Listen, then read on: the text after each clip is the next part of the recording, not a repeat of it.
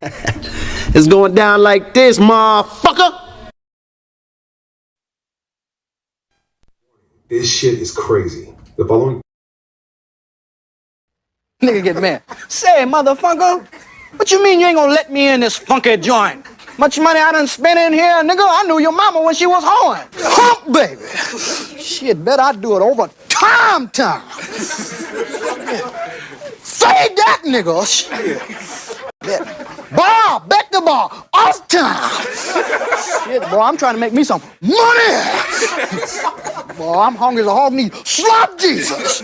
Shit, gotta be a Jesus, cause too many black folks.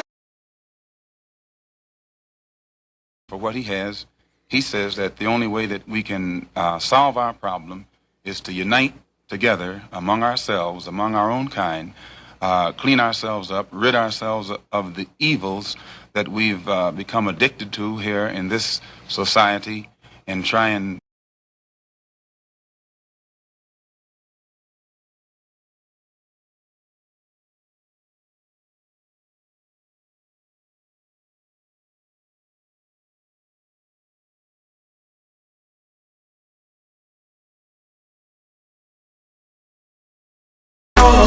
This ain't loud enough. I'm still trying. Yes, he destroy black boys. If you destroy him as a boy, he'll never become a man. Yes, he destroy black boys. If you destroy him as a boy, he'll never become a man. Yes, he destroy black boys.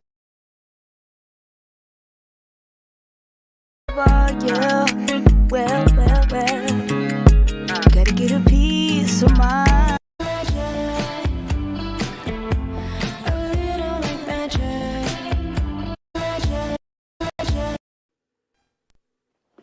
Hey, where are the white women at? I'm trying to told you just with Herman, man. Hey, where are the white women at? I'm trying to told you just with Herman, man.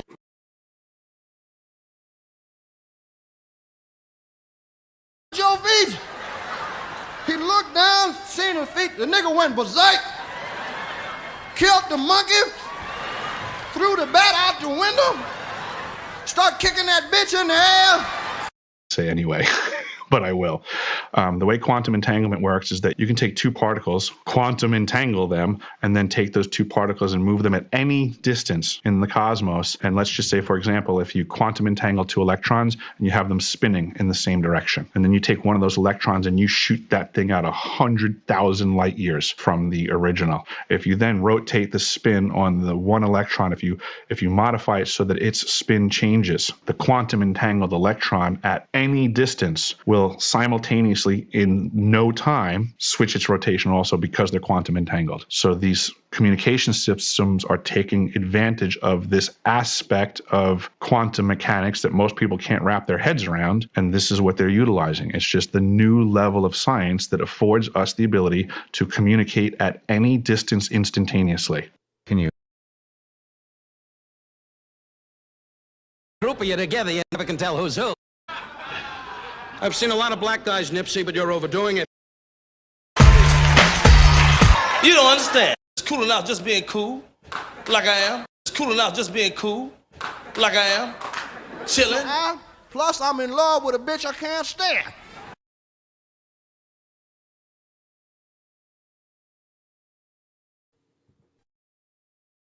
I mean, TikTok. A lot of the white content creators on TikTok get all of their dances from the black content creators. You're a philosopher? Yes. You're a philosopher? Yes. You're a philosopher? Yes. I think very deep. You're a philosopher? Yes.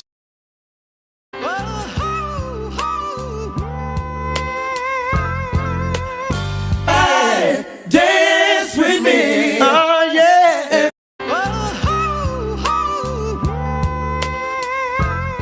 Hey, dance with me.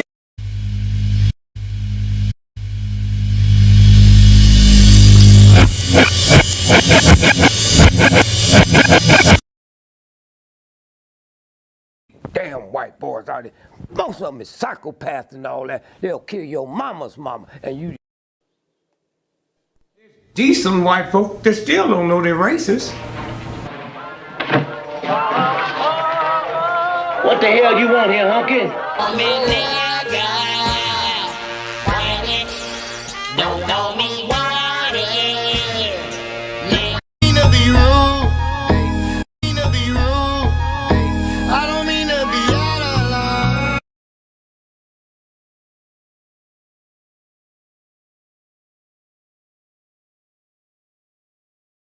Your lines are still open. Oh shit, you can get it, nigga. You wanna get it? Your shit. Get your hands off of me, shit! I think we OD. I think we OD. The Chinese platform, you already the Chinese platform, you already know they don't give a fuck about your black ass. For my word, can't be my equal, don't know what you heard. Doing the styles on doing the style. Doing the style. That's the difference when you're mine. Used to snort cocaine, now I fiend for the check, yeah. Baby, I'm a walking dead man, is what they call me when I come in. I hit the loot juice, it pulls up in the dude. Baby, I'm a walking dead man, is what they call me when I come in. I hit the loot juice, it pulls up in the dude. I guess you go to the history of European civilizations. 250 years is how long they last before they implode because of their greed, because of their violence, because of an inability to let others be, including themselves. If they didn't have brown and black people to hate, they would hate themselves. Schatzi, is it true what they say about the way you people are gifted? Oh, it's true. It's true. It's true. It's true.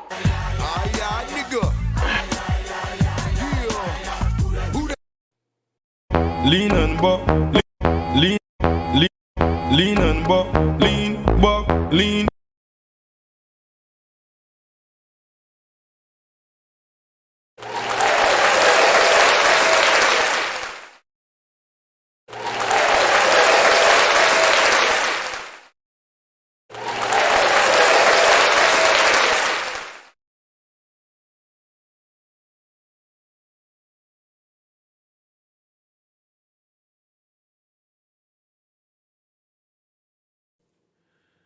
To the east.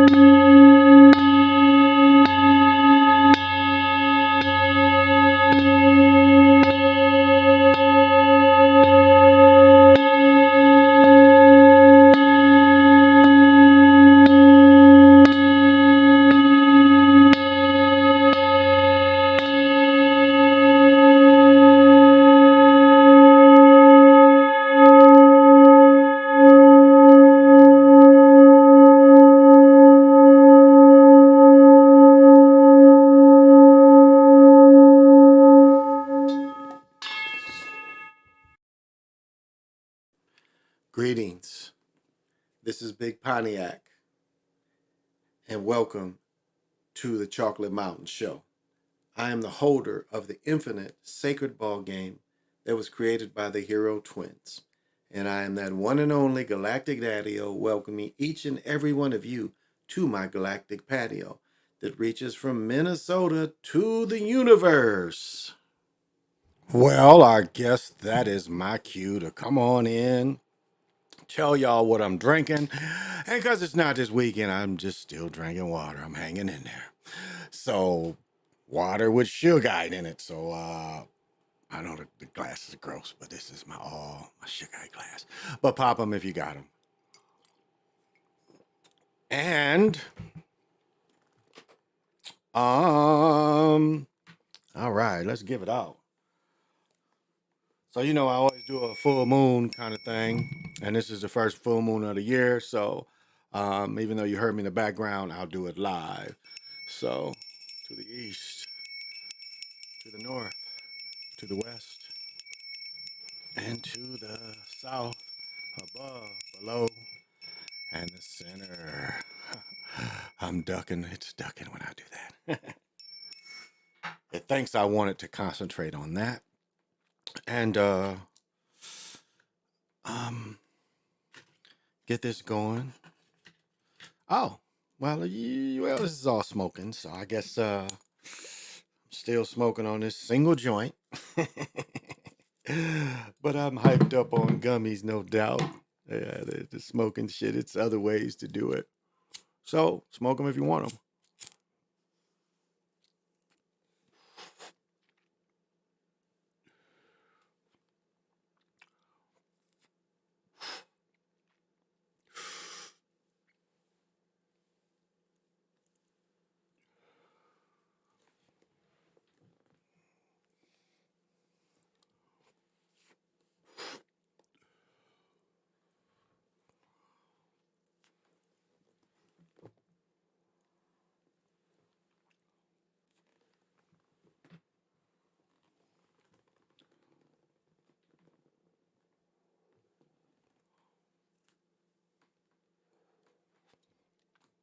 All right. Let's give some love to the grasses and nature.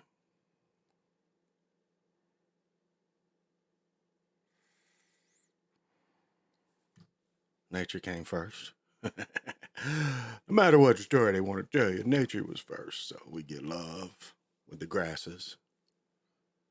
Many other things come from the grasses. So we give love. Everything around. All right. Now we give love to the trees.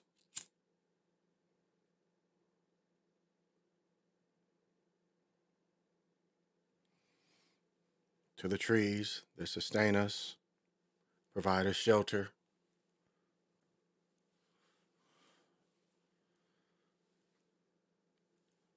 Play beds, furniture, but our superstructure, the thing that gives us shelter, mostly comes from wood.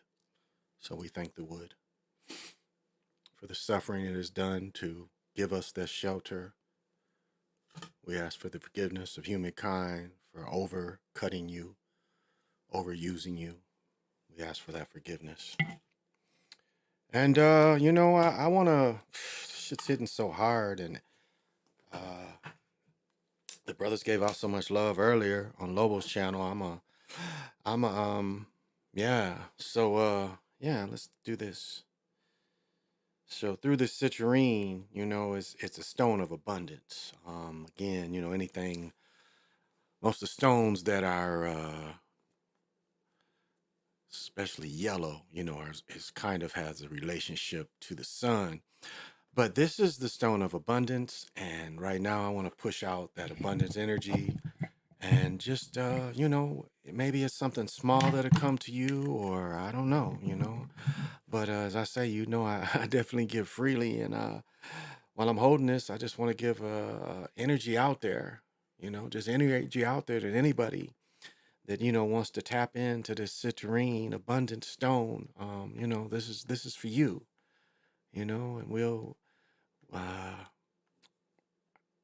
That's just my intention, that whatever you try, whatever you push out there, that it will give you abundance. And so as I hold this stone, I send that energy out there to all y'all. So, yeah. Yeah, I was just thinking that's positive. So, little prayer from me to you, or whatever you want to call it, just a little positive energy from me to you. I guess I'll start with, the games. Oh, well, let's say hello. Royal Bell, how you doing? Good to see you, Royal Bell. Thank you for coming in. Lorenzo, what's happening? You still ain't caught on yet, Lorenzo? You still ain't noticed, huh? You still ain't noticed yet, Lorenzo? You still don't see the pattern? That's all right. But thank you, El Reborn Amarun Khan. Thank you. Abundance to all. Thank you so much for that. Dr. Sinister, what's happening? Lobo. Oh, yeah. Good show today. Good show. I appreciated it. I really appreciated the show. Never take the jab. Lions beat Ravens. Y'all bite. Get yours. I'm thinking so too. I'm thinking so too. And on Lobo's show, what did they say? One money line is what, 750? You get that bet in before the Super Bowl, and you get that in now. Ooh, if something like that hit, in which a lot of people ain't gonna take that, but man, if that hit, woo, woo. Just think if you put 1,000 on that and that hits. Yeah, so I ain't putting that much on it though. Lamar gets shamed in the Super Bowl on the 42nd day. That's a good point. I like that. I like that. B Brown, how are you doing? How are you doing? You got an inbox. Okay, I will. You missing it, huh? Okay, I'll inbox it to you. I thought you would notice by now. I thought you would notice by now. I don't even know if I could write a picture for you. But that's all right. I'll inbox you. That's cool. That's cool too. Oh man, the first game today was trash. And Shaq and all them, when they was talking about that betting and they was talking about the Heat, all them took the Heat, man. They was suckering everybody. Yep, I got a prize pick. Oh, okay, you got a prize pick bet. Okay, that prize pick. Oh, man, you hit that. That's if that's the sucker bet, I'm with it. If that is the sucker bet, I am definitely with that sucker bet. 100 or even 200 ain't really, it's worth it. It's worth it. If that hits and it rides and that last second they blowing and you like getting that bread and you be like, oh. The first thing I would buy is just probably a sandwich or something. I was like, go get me a sandwich. Yeah, so. Oh, and now this is okay. I wanted to bring this up. I was okay in the game. So, like I was saying the other day, when the Timberwolves was up by 17 and the way they was just jacking up shots, did y'all notice Boston started even in the third quarter where they had even a big lead in the third quarter? They started shooting the shit. They was running the clock out. And so by the end of the game, when the scrubs was in, they was already holding the ball a long time. They wasn't just shooting shots up. Like we saw with the Timberwolves, what really lost them the game. 10 consecutive, don't hardly get any shots. First person just launch it. I mean, they scripted that one bad. They scripted that one real bad. So Boston was a prime example. Now the second game, Barnes was in their ass, and I was happy they interviewed him, and that people should have saw that coming too, because Barnes returns. I think people should have saw that coming with Barnes. Lakers went up by as many 23 and now have a record of 23-23. Ooh, good point. I thought I'd never say this, but I changed from the Heat Celtics game to the women's LSU Cardinal game. That game was lit to me. Yeah, a lot of people have been saying that. I know my cousin that lives down in Memphis, he said it was instant classic. So yeah, I watched the game. I watched that game. Yeah, I didn't turn over to the women's game. So that's what my cousin wrote. He was like instant classic. So, and they held on. I think South Carolina won, if I saw the highlight right. But yeah, I didn't change over. Yeah. That my cousin said it was a good game too. So I would agree. I want to tend to agree with you about that. My cousin said it was a good game. So yeah, I just me. I'm reading, studying, looking stuff up, and we was doing something kind of too. So. And I was able to give my daughter her Uggs. She was very appreciative of getting her Uggs. She's like, oh, and she's wearing them around the house and stuff. So, and she got her watch back. We fixed her. My son fixed her watch, so she got her. So she was pleased. And we've got a weekend planned of shit to do. And like no movies. My wife says she wants to go see Bob Marley, so I imagine we're gonna go see Bob Marley. So that still doesn't open up until the 14th, I think. So yeah, but a weekend of activities. So starting tomorrow.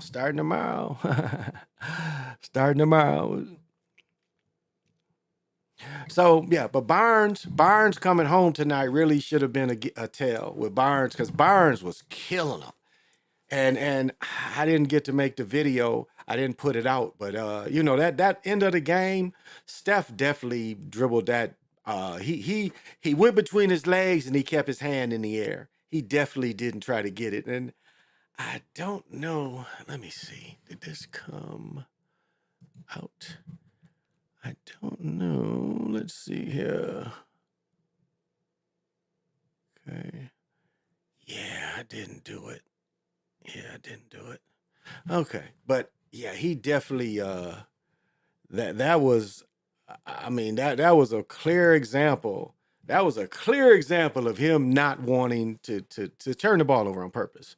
Because he goes between his legs and he doesn't really attempt to get it with his other hand. He kind of just holds it there if you watch it. If you watch it, that's what he does. He kind of holds his hand there so the ball gets away. So and it was a good performance. It was a really good performance. But it's funny, what Steph gets away with. So Steph was on a break, and it was Steph, Keegan Murray, Keegan, yeah, not Chris, Keegan, and they was on a break, and Sabonis was in front of Steph, and Keegan was on the side, and Steph just hit Sabonis with a forearm because he was kind of running away from him, and he just kind of pushed him off further. No call. Ref didn't say shit. No call. I was like, wow. I mean, it was an obvious shove off. No call. No call. So I thought that was bogus. I was like, that's pretty bogus. Let's see. Then them girls was going at it. The refs was letting them play. Okay. Yeah, I didn't see that one. I didn't turn over to that one.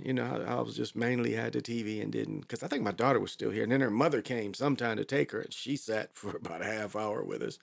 So we was just all sitting there. So,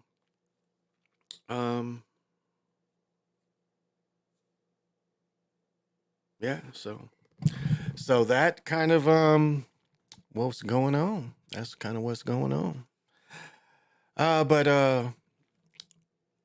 Yeah, I was really impressed with Barnes. Barnes put in that work today. He really was giving it to him. They turned the basket on for him. That's all the way it works. But it was interesting. What was it? Yeah, that they was playing zone.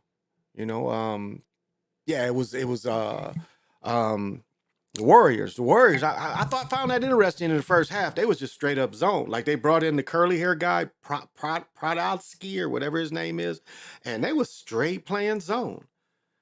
They let Green kind of sit in the lane, because you're only supposed to be in the lane in zone for 3 seconds. You come in and you get out. It's like, neither side can just stand, especially in zone.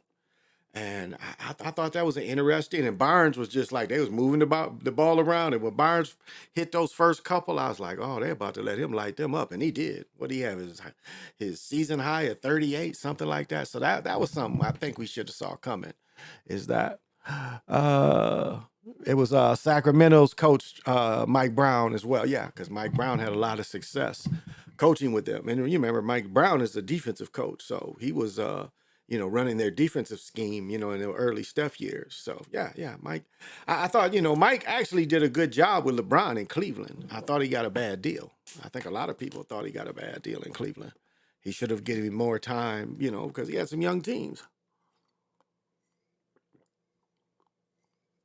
And like, what you could say whatever you want about LeBron in the early years, but LeBron was going to the finals with like nobody. Like, they talk about Jordan with Pippen. Hey, LeBron went to the finals with nobodies. And he's one of the few, other than Wilt, that was able to do such a thing. Like, not really have a lot of talent around him. So, we should have knew they were going to be a powerhouse. Yeah, that's a good point.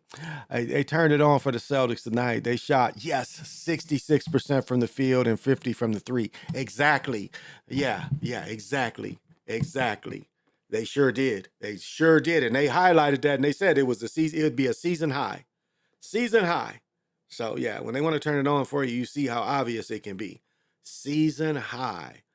So, yeah, it was too obvious, and but it was all, if you looked at Shaq and Barkley and Kenny, they all was saying that it was going to be, they all were saying it was going to be the Heat at home. And man, did you see those shots of Miami? Oh my goodness, Miami is so beautiful. I was like, wow, Miami is really, really beautiful. So, But I think it's beautiful up here. You know what's weird up here? It is still, it's not as hot. Like this is what's funny. It's been so cold up here. Our furnace is really used to, because furnaces are efficient now, and it's really used to keeping the house a certain temperature. So it took a couple days for the furnace to say, "Hey, it ain't that cold in here. I don't need to be barreling out like it's minus." And so it's not quite as hot as it's been the last couple nights. And it's 35 right now. But I'm gonna tell you, it is foggy. I mean, yeah, right here, dense fog advisory. Yeah, look at this bullshit. I mean, it's real. This shit is soupy outside.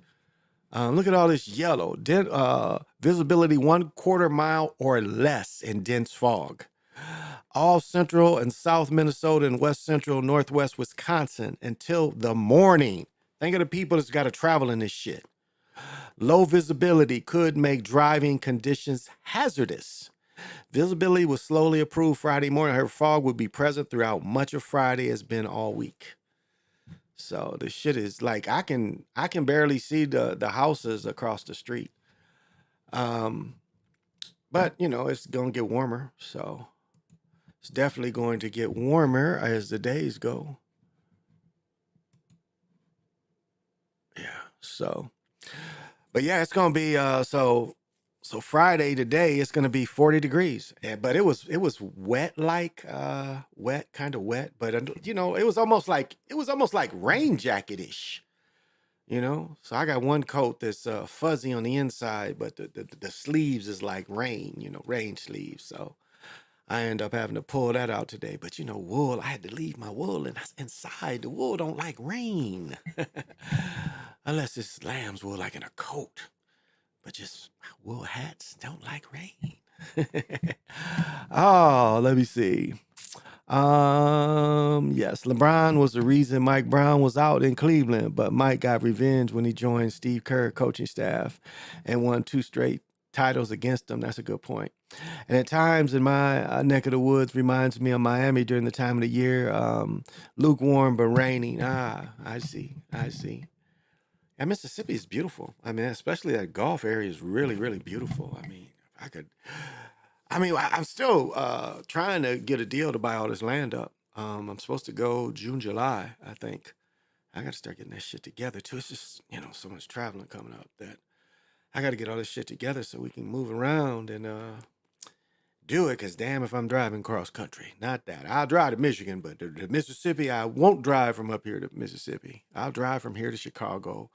But yeah, that's about it. That's about it. Anywhere, you can always stop and sleep and rest, but it's not that tough. But yeah, we're gonna have a beautiful weekend. 37 Saturday. Looks like the clouds going away. Sunday 40. Monday's gonna set a record of 45. They're saying a little cooler, 38 Tuesday. So Wednesday on the 31st, we got 43, and they got 42 on the 1st of February. If those haven't paid attention, February is next week. So if you didn't pay attention to that. But yeah, that end of the game with Steph was so ridiculous, the way he turned it over. I kept trying to rewind it and stuff, and I'm like, man, I couldn't catch it. But it's like he put it through his legs and he held his hand up. And really, there was no real attempt. There was no real attempt to retrieve the ball. So, but it was an entertaining game. I don't think anybody would argue that the game wasn't entertaining. It was very entertaining. So, yeah. And that's what it's all is supposed to do. And I don't watch. I only watch sports, like I movies and stuff. I was trying to find a movie. It's a new movie. I don't think it's going to theaters. I couldn't find it, but it's about them flying the flying fortresses. I think I mentioned it yesterday when I was looking through movies. I think that is on one of the apps. I'm gonna have to look that one up. But it always would seem fun, like to be a door gunner. Like even in Vietnam, to be in the helicopter and shooting at mugs, with a 30 caliber. Or like being a pilot that had one of them guns they called Puff the Magic Dragon, and you would tilt the gun and miniguns would come out. And you would just spray a whole area with miniguns. That seemed like that would be kind of fun. But to be in World War II and have them 50 calibers, oh my goodness, that had to be fun. shooting at them kamikazes unless they blow up and run at you. But I mean, you could shoot down quite a bit. Them 50 caliber bullets be like this. You know, they going through plane engine, plane parts. And, you know, there's some of them Nazi planes had wooden inside. Their chassis, you know, what do they call it? What do they call it when you're inside? Where the people sit? Fuselage. The fuselage. The fuselage. And the German planes was that fibbered. It was fibbered. You know, fibbered. The planes were still fibbered inside. The German planes. That was their bodies. Was fibbered. That wood that's processed, smashed together. You know, liquid. They take liquid wood, and they smash it together in a mold, really high mold, and they mold it. I mean, Mercedes doors. It's probably fairly recent. When I was working in 2000, the Mercedes doors still had that shit in them. Them 2000 Mercedes, because we made the doors for when the M classes came out, and they was using them fibber doors. You know, the inside of the door was still the fibber door.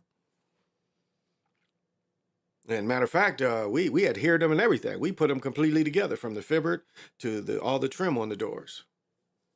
And we sent them down to, what was it, Alabama? They make Mercedes in Alabama, I think it is. Or they used to. You know, the way they close plants, it's hard to tell. But yeah, we made the full door, and this was 2000, 2001. We still, you know, they putting that wood in them cars. So that ain't really fair that long ago for that type of technology.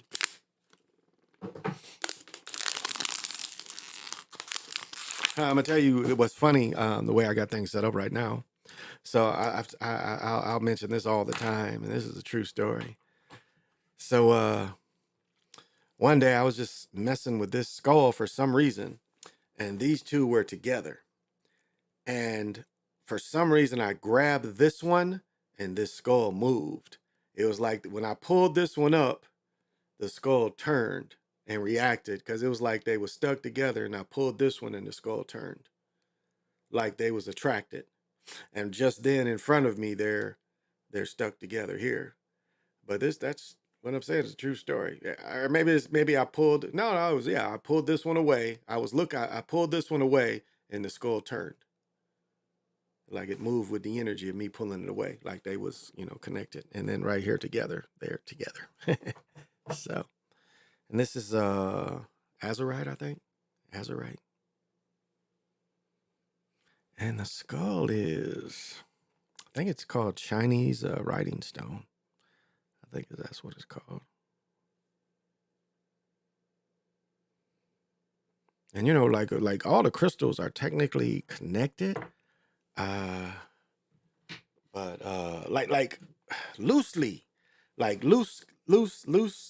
Okay, so loose stones, like all loose stones have a slight connection, just slightly. You know, not all stones are good together. Some don't mix. The energies just, you know, don't mix together. But one thing that is connected is all skulls. I mean, all skull crystals are, yeah, it's like a window to the world almost. And there's not too many things that opens the world up like this. Because again, all that this encompasses, all that it means, I mean, this is knowledge and this is consciousness. I mean, you know, using this as the base of what that all lives on. And so, you know, when you're talking about windows into the world, this is a different kind of window into the world. And it doesn't, like the way to explain this is, it can be kind of difficult, but to make it simple, it's that, you know, everything doesn't have to be hocus pocus. Everything doesn't have to be spooky, and everything doesn't have to be a way to interfere. It seems not to be like that at all. It seems to be like, hey, I need a window into this. Anybody, you know, and yeah, that's how it can kind of be used. And it's almost like you put on a hat, like to truly connect. That's the easiest way I could tell you. It's almost like putting on a hat. Like the skull is almost like putting on another skull. And you know, like they say that, like that game is about to be $2,400 or $3,400. Well, yeah, you put this on, and it's way more intense than anything that the machine could ever think of to copy what we are. It can't do it. So, yeah. So again, I'm not trying to get anybody to buy them because I don't sell them. I don't sell them. So, okay, let me see. Also, Porzingis got injured. Yes, tonight he stepped on that dude's foot. Yes, yeah, he got injured and he stepped in. And I broke my foot like that before. Stepped on my own man's foot, broke my foot. And I was killing. I was like, the game was so good. I remember I was wearing a big medallion. I had somebody gave me a gift, and you had a big. It was some kind of coin, and it had the gold bezel on the outside, and the coin was in the inside. And I remember I was playing with it, and it popped off one time. It popped off like broke the chain and everything. Nobody hit it. It just came off, broke the chain. So, and then later, I was doing a move because up to that point, I think I had like 20 some points after that point, really staying in the game. And I stepped on dude's foot. Yeah, and I was out. I was like, and my friend was mad at me. He's like, man, don't get yourself out the game like that. I'm like, what you talking about? I broke my foot. He's like, oh, you did? I'm like, yeah, I broke my foot so I wouldn't sit down. I've been meaning to ask you last night about what you know about the fires that happened in yeah, I don't know. I haven't found that. Let's do a quick search of that.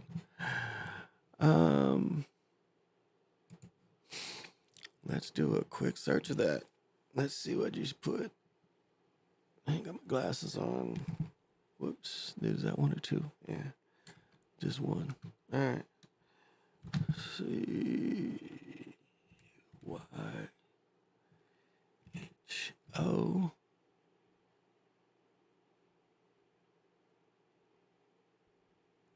Okay, let me see. Is that how did I get everything on there? Okay.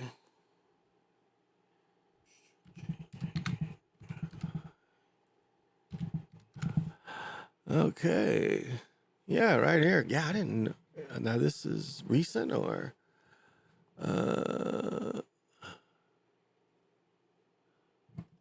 this is recent or old?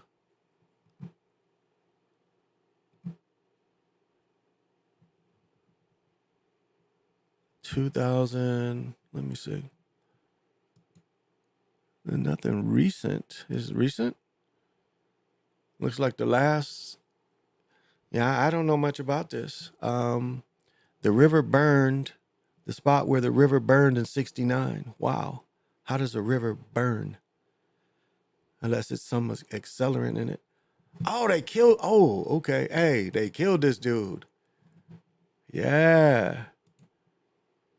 I ain't celebrating, but they killed this dude. They killed him. Alabama puts Kenneth Smith to death in first execution with nitrogen gas. Alabama carried the world's first known execution by nitrogen hypoxia. The unprecedented method was administered to Keith Eugene Smith, a prisoner on death row for a role in a contract killing. Yeah, he got $1,000 for killing somebody. Smith was preceded by legal battles where there was constitution to use nitrogen hypoxia in a capital punishment. The method was not known to ever been used before in a prison setting. Alabama prison officials, they would carry out the method from a new methods, how they would carry out a new method secret from the public. Smith was pronounced dead, so they did it. They tried to get him the other way, and they couldn't kill him the other way. They tried to put the hose on him, and so instead they choked him to death. Arrived at the death chamber, saw Smith strapped to a gurney, fitted with a mask that covered his face. Alabama calls humanity, Smith said linkly, blah, blah, blah, using sign language, I love you, directing sign toward. Damn, family stayed with him to the end. Smith appeared conscious for at least 2 minutes while the gas flowed to the mask. Wow, so they put it on him like an oxygen mask. He shook and withered for at least 2 minutes on the gurney. This was followed by 2 minutes of deep breaths and then a period of time which media witnesses were unable to determine if he was breathing. The curtain closed at 8:15, 10 minutes before the death was stated. Wow. Wow, wow, wow, wow. So let me see, Lorenzo, is this, I've been meaning to ask you a stream about the fires that happened. Yeah, I'm gonna have to study that more. Yeah, I'm gonna have to study that more because I don't know. Where is it at? Where did they? Oh, here we go. Yeah, I've never studied this. Oh, okay, so this is where they get the EPA from. That's what it looks like it says. River. The river was a fire, was a spark and ignited a movement for environmental protection. Okay. Now, is this new? When is this? Oh, okay. This must be new right here. Okay. Yeah. So yeah, this is new. Okay, I found it. So about 100 gallons of fuel leaked into the river, which has a history of fuel going to it, obviously, but it has no impact on the drinking water. Well, of course, because they can put chemicals in the water. 100 gallons of diesel fuel leaked into a nearby drain sewer at Sherwin-Williams, Cleveland, early Monday. The company confirmed the statement. The EPA said there's no impact on the drinking water while it is issued a notice of violation. According to Cleveland, the fuel spilled into the drain sewer. It flowed into the river. Fortunately, the river is iced up at this time. It's flowing a little slower than it would be in the summer, so we have got a couple things that are working for us. But it's difficult to get on the river. We had to work from the shoreline. Wow. So how deep can you get? Upon discovering fire department, Coast Guard, the company says Sherwin-Williams also contact hazardous material. So there's no evidence of sheen on the river near the spill. Contamination booms were placed at outfall sewer to collect the residential diesel fuel. Characterizes as something that should be avoided, but not a huge impact. Wow. And health to our community. Containment materials will remain in the river until recoverable diesel fuel is collected.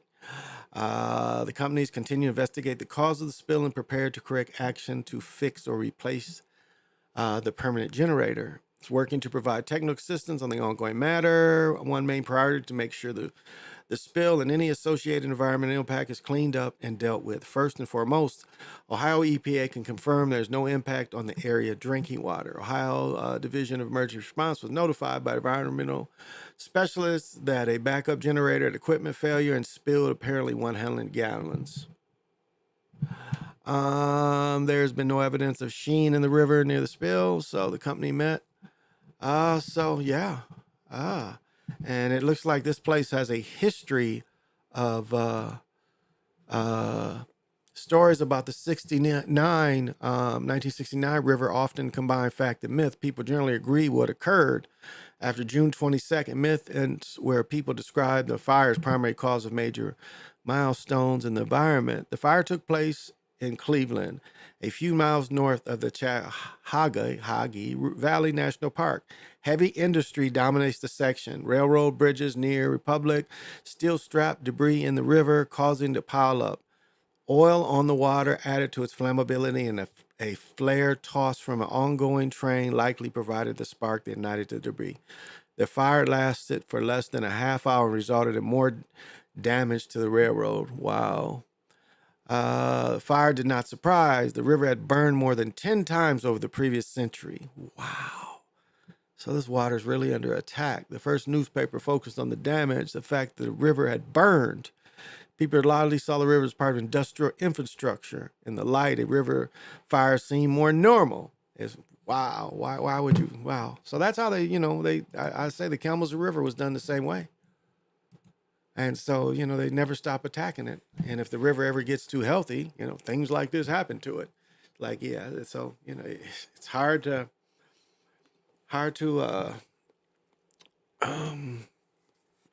it's hard to say what the attack is there. It's really hard to say. Because it takes a lot to kill a river. I mean, it's chemicals, but it's a lot of magic that goes into it too. So this river seems to be targeted every so often. When it gets healthy, it seems like they attack it. Yeah, they said 51 years ago. Yeah. So yeah, I guess so. Yeah. 69, yeah. Well, yeah, a little longer than that. 50, yeah, going on the 50s. Well, no, yeah, 71, 69, yeah. So, let's see what it's meaning to ask you. Okay, it said that the river was so filthy that it would cause fires. 14 of them were recorded. The last one is in 22, but that's what I was saying is they weren't cleaning the river out. The river was a dumping port. And, I've said the same thing. I mean, exact same thing happened in Kalamazoo. I mean, really, Lake Erie is a dead Great Lake. of all that industrial stuff they poured into it too. So I mean, this is all going to the big lake. And so yeah, they've been that's one, it's dead water too. That's one great lake that's dead water. It's Lake Erie. And so this river, they industry came in and just poured all these pollutants in it, and nobody cared. I mean, nobody cared at all. It's funny that this comes up because I was thinking about it, and this is how deep it goes when why I'm telling you that magic is involved when they do this to water systems. Because my brother found some information and shot it to me, and we actually found it's a Knights Templar born and buried in Kalamazoo, Michigan. And we looked him up, and this Knights Templar is the one that started the paper business in Kalamazoo. He was the one that looked at that area and got it started. Now, I don't know what kind of generational wealth he got from it. I know Georgia Pacific later came in. Oscar Mayer, I'm pretty sure that one of the meat packet plants had something out there too. Maybe not. Maybe I'm mistaken. Different years, different places. But you bring in this type of wizard, and he starts, because it takes the wizard to kill off all that stuff that's trying to protect it. Because a lot of times it ain't gonna just be chemicals. Nature, you're fighting, Mother Nature for some, economic purpose. But that's what it took. They brought that dude in there. And it says on his stuff, a Knights Templar. And they tell you that the Knight Templar got destroyed by the French king, who didn't want to pay him back the money he owed him. That's why it's funny. I listened to a brother, breaking down Masons and stuff, and he ain't say nothing about the Knights Templar. I'm like, how are you going to leave them out? If you're talking about a history of Masons, and you leave the Knights Templar out in their relationship. And, the Knights Templar's relationship with banking and setting up banking. And again, a trade route that goes to Palestine area. And making money down there, and kind of making it a tourist attraction. Really kind of making it, a tourist attraction. You get Constantine's mama says she thinks she's found the real cross, so reasons to come down there. And so they were the first that said, okay, well, you ain't even got, just take this paper with you, so nobody will steal your gold, and show it to them, and they'll give you gold, so you can operate when you're down there. Ingenious. And then you have, they're the ones that built Notre Dame. That was their fortress. It wasn't the Catholics. Well, they kind of said they were somewhat Catholic. So... Well, this is a full moon, and for those of you who want to participate, you can participate. For those of you don't, well, that's on you. I'll chop about this for a little longer before I bring her in. But yeah, it takes all that to destroy, land. But let me say this too. Let me say this too. So check this out. So this is what I was trying to put together. So it's a dude that's from Wyoming, and he was talking about land and stuff. And he was saying like his grandparents came over in the 30s. Now, my grandmother was married in the 30s, but like he says his grandparents just went into Wyoming or Montana with no money.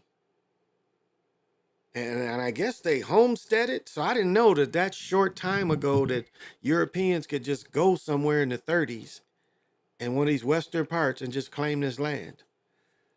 And I think of, what my great grandfather did and all the land he bought. And then he just ended up giving, selling it, not giving. He gave some of it away, but, how he broke it all. And what it would have taken if we could have sustained that. Like if somebody in the family said, hey, we need to keep this going for the future. Yeah, let's build some houses up and down for the family to live in. But we need to, get something going with this land. Keep it.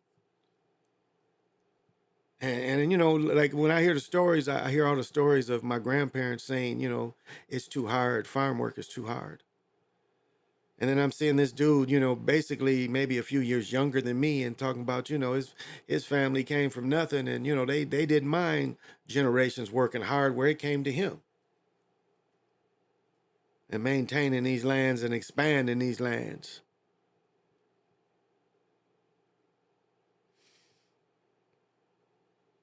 And I've talked before how my great uncle was tricked and joined the Boule and became a professor instead of working for himself. Like I have some of my grandfather's draft status cards. And I've said this many times. It's like his shit says entrepreneur. They said no boss, or he says self. No boss. But yet his son, who he paid to get educated. You understand that. My great grandfather paid for his son to go to college, get his degree. And I wouldn't be surprised. I don't know if he's in a frat. I got to look it up to see. I don't know my great uncle if he did. I knew him. I knew him. A lot of the early pictures of me that were taken was taken by him. So I knew him pretty well when he would come. We always gave him love. He was always gave love back. But, he was tricked by the Boule. Because, it takes hard work to maintain your own business and not have to work for anybody. And it's a gamble, but it's hard work. And you should, like my grandfather. My grandfather went to Michigan State. He was the first brother, or melanated, American Indian, whatever you want to call him, to graduate from Michigan State. He graduated. And he applied his science to the area he lived in. And his wife never worked. And he put, only my uncle, his daughters, they didn't want to go to college. They just got married.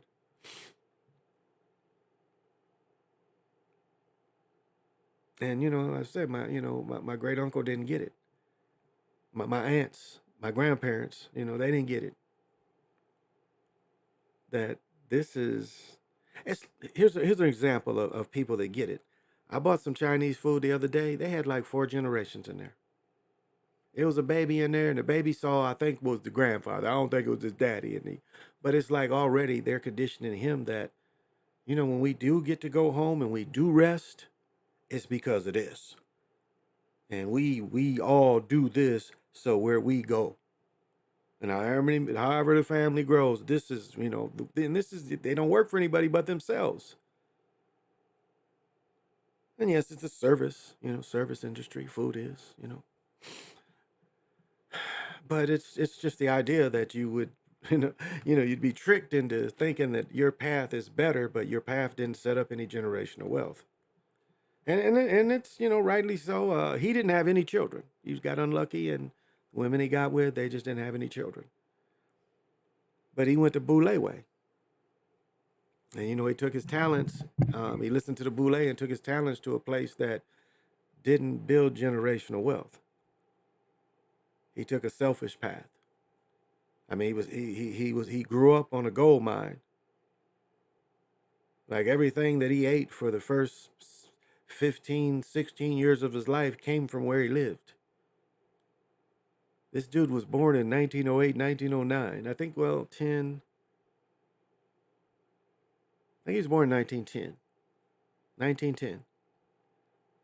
So 1910 to 1918, everything that sustained him came from where he lived. All the food, everything, his shelter, all his substance came from the land he lived on and that he had to help with. Instead of looking at that as a gym and saying, we're going to keep this going, took the Boule way. So, hey, Jesus Save, thank you for coming. I appreciate it. Man. Oh, my goodness. So should we start where the sports sacrifices are? So they executed the guy. I would say that happened the 25th, I think, is when they executed it. So this is I think this is today. Yeah, we'll count this. I didn't count her yesterday, so we're counting her. Margaret Riley, bombshell producer and lighthouse manager, kicks the bucket at 58. Margaret Riley, respected agent and manager of Lighthouse Management and media partner, served as a producer on the Fox News drama Bombshell. She was 58. Riley died at her home in Brentwood after a private battle with ovarian cancer. Wow. She was a talent literary manager for Breinstein Entertainment Partners for 10 years, where she joined the Lighthouse Management Meeting led by founder Alan Kishan. We are devastated by the loss of our colleague and friend Margaret. So, she tasted it, so she had to bite it. She had to bite it. Is this George Marshall? Or George Kennedy? Yeah, okay. I think he died a while ago. Man, a lot of this about Jelly Roll. More about Jelly Roll. From prison to Grammy. From prison to Grammy. So, okay, we counted her yesterday. I don't think we counted her. No, we didn't. Here we go again. She tasted it. Noreen Virgin, actress on the kids' TV show Today Special. She died at 77. Noreen Virgin, the actress, news presenter, and anti-racial advocate known for her work on the beloved Canadian kids' TV show Today Special. She passed. She died the 15th, so she's died a while ago. Why are they just now releasing it? Why are they just now releasing it? You see how they're doing? This just came out 11 hours ago. So really, she died on the 15th. But they want her part of this sacrifice. So this is who she was. She was in Canada. And they took her out. I think you guys are disingenuous about her. But why did they release that today? You can break her down. I know all my geometry people, you can break that down, why they released it today. And she actually died the 15th. So... And I still think it's bogus that Barry Bonds is not in the Baseball Hall of Fame. You got his bat, you got his balls, but you ain't gonna put a plaque of him, that kind of thing. And Barry Bonds, with his big head and all,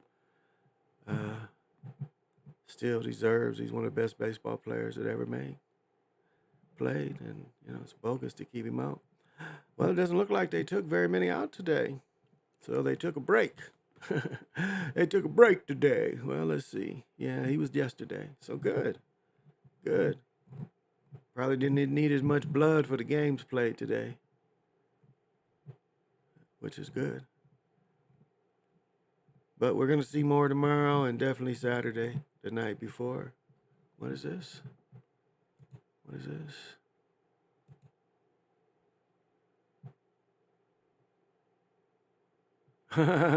I don't know if we did this one. I don't know if y'all saw the movie Deliverance, but don't he look like he want to make him squeal like a pig? Remember, he's like, squeal like a pig. He looking like, remember they had dude tied up and his booty was out? Look, that's that look right there. Oh, we about to get that booty.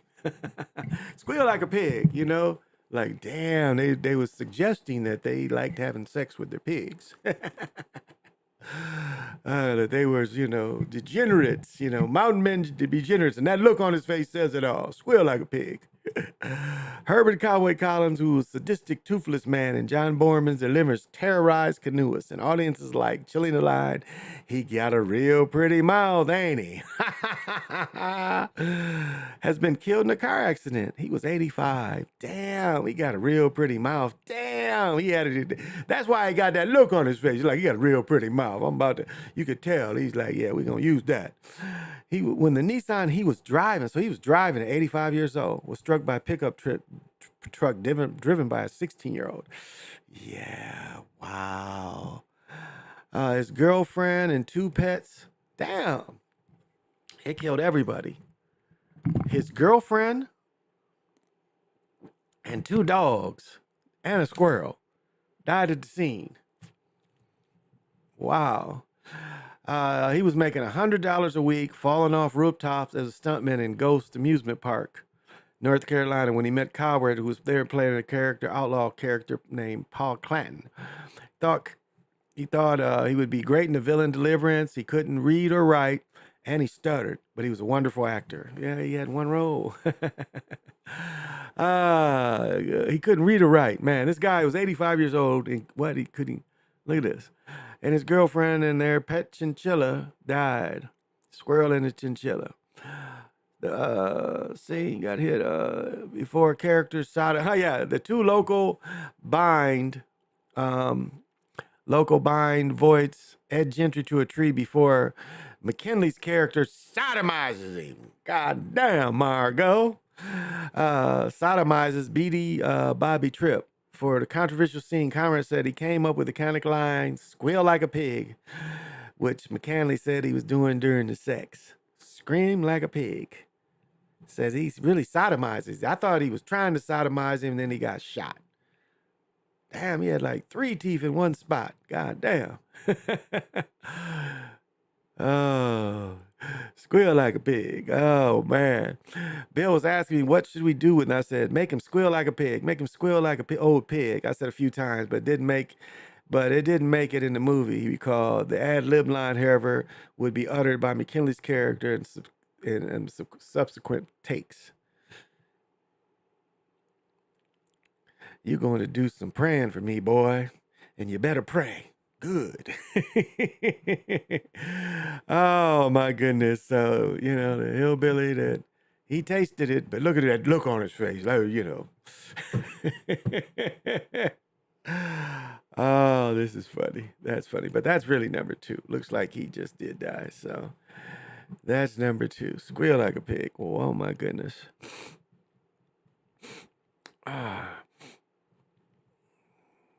Wow.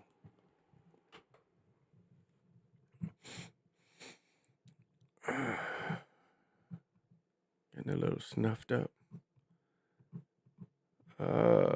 Yeah, it looks like it's yeah, I wouldn't count this one because this is local. So looks like only 2 for the night. For the 24 hours since I did them last night, which is good. All right, let's kill this. Okay, I want to start this for the full moon. So you know how I do. If you guys want to meditate again, definitely putting out that citrine energy, for abundance too. So, but you know what I do? I think it's always a wonderful time to let my friend, the beautiful one divineness, do her thing on tonight. And this is the perfect time to bring it in. And so, for those of you that want to participate, please do.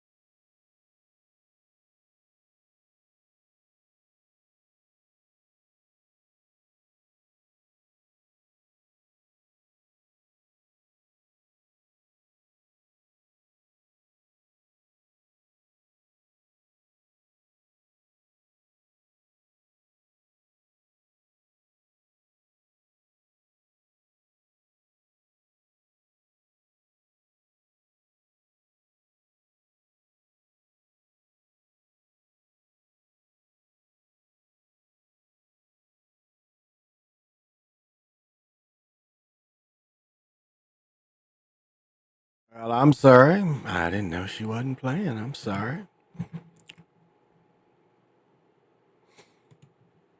Yeah, no reason why I shouldn't play. I'm hearing it fine. That is odd. Because I'm hearing it fine. So I'm sorry. Sorry to waste everybody's time if it wasn't playing. I'm still stumped why it didn't play. Yeah, I don't see what's changed that the sound doesn't come out. So sorry if that's odd. That is very odd. Yeah, because nothing for it to be turned off. Yeah, it's nothing turned off over here. So I don't know. I have to work with it. But it was just her giving off some good vibes. I'm sorry that I let it play so long. Thank you for somebody finally telling me, coming in and saying it wasn't playing, which I'm still stumped why it's not playing. But I can move it on from here. I'm not understanding what's stopping the signal from going out to you guys. Yeah, I am not quite understanding that.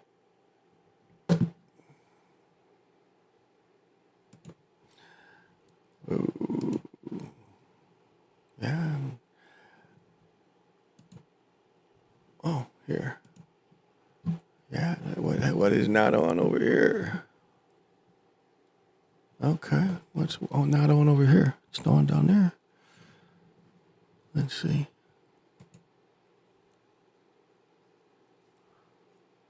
Ah, I do see that. Okay.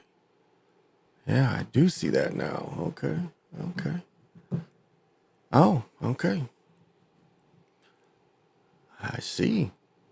I should have looked at my board. It's not giving nothing here.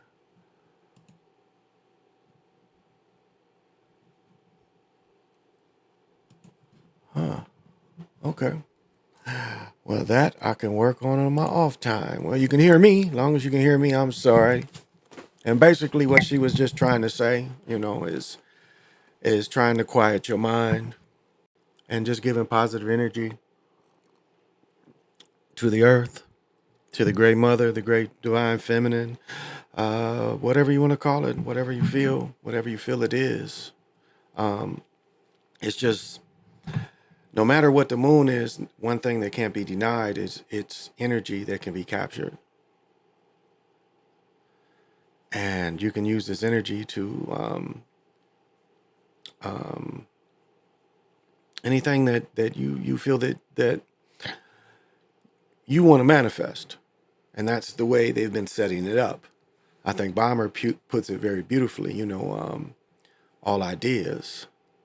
I mean, go into the clouds and all the ideas and possibilities, sentences and shit go up to the moon, So therefore, it is a time where we can tap into that kind of thing. Whoa, I'm really loud. Okay, that's better. Yeah, it's really peaking out. But no, it's a time for us that's free energy. And I think that's probably like if they look at how or what the one thing that whatever the controllers are, the one thing that they benefited off every of anything else is free energy. Is they've found some kind of way to tap into the natural aspects of this planet. And they seem to be everywhere because there's areas proven. I mean, when they came here, the people living here showed them areas that, where they would put their dead and stuff, and they would put them dividing rods and say, hey, started being able to find some of these resources too, through their own type of magic. And as I've said many times, it's no mistake, the way they set up cities and why the Mason Hall and the churches and the law enforcement places all on certain spots. I mean, in Minneapolis proper, we have a federal courthouse here. And it's built so differently than some of the others because most of the general county courthouses are all wood. They're not that heavy granite that when you go downtown, you see. Now, the family court has some of that granite up in there. Divorce court had all that. Yeah, family court, I guess is where the children thing. So, but that's to amplify their power. But, what they found is, again, they built mostly their power bases on these holy spots. Because I've said before, when the men would go out to the hunt on the east side, they would put where the holy spots were, and just, they give you the prime example. When they captured Mexico City or Tenochtitlan, they built over, they built churches over where the pyramids were, because they wanted to capture that energy. Because there's a natural energy. I mean, just like the Vatican, that wasn't, theirs originally. They didn't come up with that place, but they saw what energy was there, and the potential of them tapping into that energy and using it. And it's funny, I watching Christmas and the Pope and watching that stuff. I mean, it's no way. I'm still reading that book called The Pope's Banker. And I mean, these people are just, it's straight up with, they've laundered money. They help hid Nazis. I mean, they, in the idea of fighting communism. So, yeah, and the idea of fighting communism. So that was their excuse. But I mean, and just like we saw many television shows, the television shows where there was Warehouse 51, where anywhere there was any kind of magical object they thought was used, and realistically they'd have been popping up everywhere, because people using crystals would get their thing out too. Never said how the people use crystals or divining rods and stuff they didn't mess with, but if it was something that was supernatural, they had a meter, like something was, a lot of power, energy was used. We need to go up in there, and they want to capture it, and that's probably what the Vatican has done. I mean, they tell you in Indiana Jones. I mean, just think of that. Indiana Jones worked for the Vatican instead of you get the idea that he was American and he kind of worked for America. And we know, Hitler had a full gone, they show, I mean, Indiana Jones shows that, but it's realistically, that's, what Hitler did, send an army of people to try to bring this stuff in. If there's anything to it, we should be the ones using it. I couldn't imagine all the literature, that they were able to take in. Probably millions and millions of it. And of course, they robbed the art of Europe. And it's funny, you look back at it, it's like, the Nazis really didn't lose. They just changed sides, but they didn't really lose. They never found Hitler's body. But I mean, look at it. They didn't really lose. I've said before, they never destroyed the Ford plant. And Ford, the Rockefellers and the Rothschilds paid a lot of shit for Germany to come back out of deep inflation. In a short period of time, deep inflation they came back with. But all of a sudden, they can build tanks and bombs. Henry Ford gave them a bunch of bread. And it's always been that way. Every war, the one side gives stuff to both sides. Especially, that's the idea of proxy.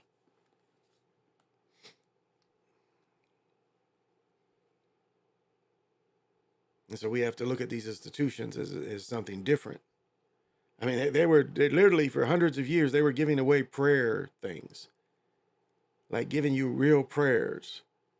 And people were giving them it was like one of their biggest businesses, one of their biggest frauds, was they was giving out prayers.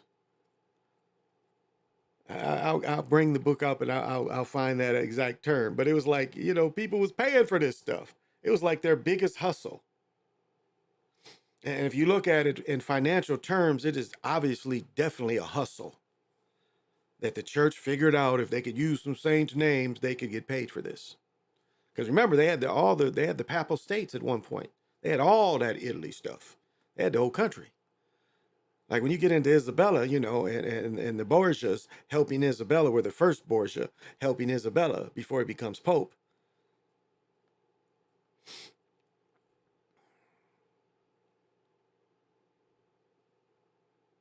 And so you see then, they So when Napoleon finally defeated them and they just got that little bit, he was able to, and Mussolini is the one that made it a state, city state, copying a Greek copy of a city state. Mussolini did that. And, the United States, and, a lot of money has been, and power, and no one else wonders what else has been taken, and knowledge that hasn't been shared to the world, that has been taken by one group of people.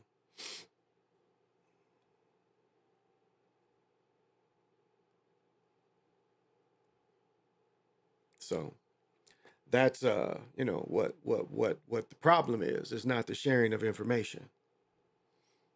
And of course, the way they do technologies, they like that new visor's coming out. You see, it's a guinea pig kind of stuff at first. Any first is, is they still working out the kinks. Like, think about the video game, the Pong, Atari was the first type of video games. Very simplistic. And how much, the beast has grown since then. The I call it. And again, it's not that technology was that slow. We were that slow. See, the created all this stuff a long time ago. It's been waiting for us to catch up. That's why it hit it with it so slow. Well, first I'm going to give you the telegraph. Then I'm going to give you the telephone. Then I'm going to give you moving pictures, recorders. You see how slow they had to give it out. They couldn't just go out and, and the Immortal show it. I've talked about this many times. The Immortal show it. He wanted to give them the first car. They said, no, they ain't going to understand that. Give them a hoe. And I came and I said, no, don't give them a hoe. Give them 2 hoes. But no, that's, they don't understand. And so that's how this stuff comes out. It's like, well, this is what level they're at.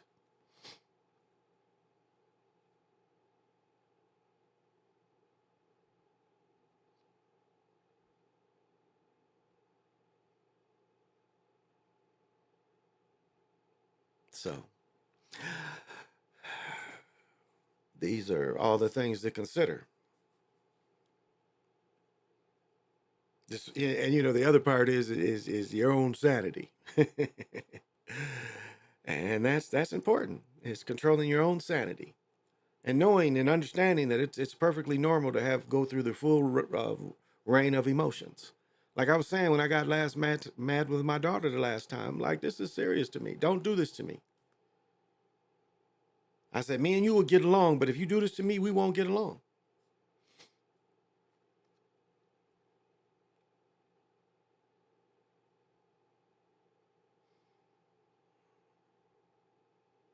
So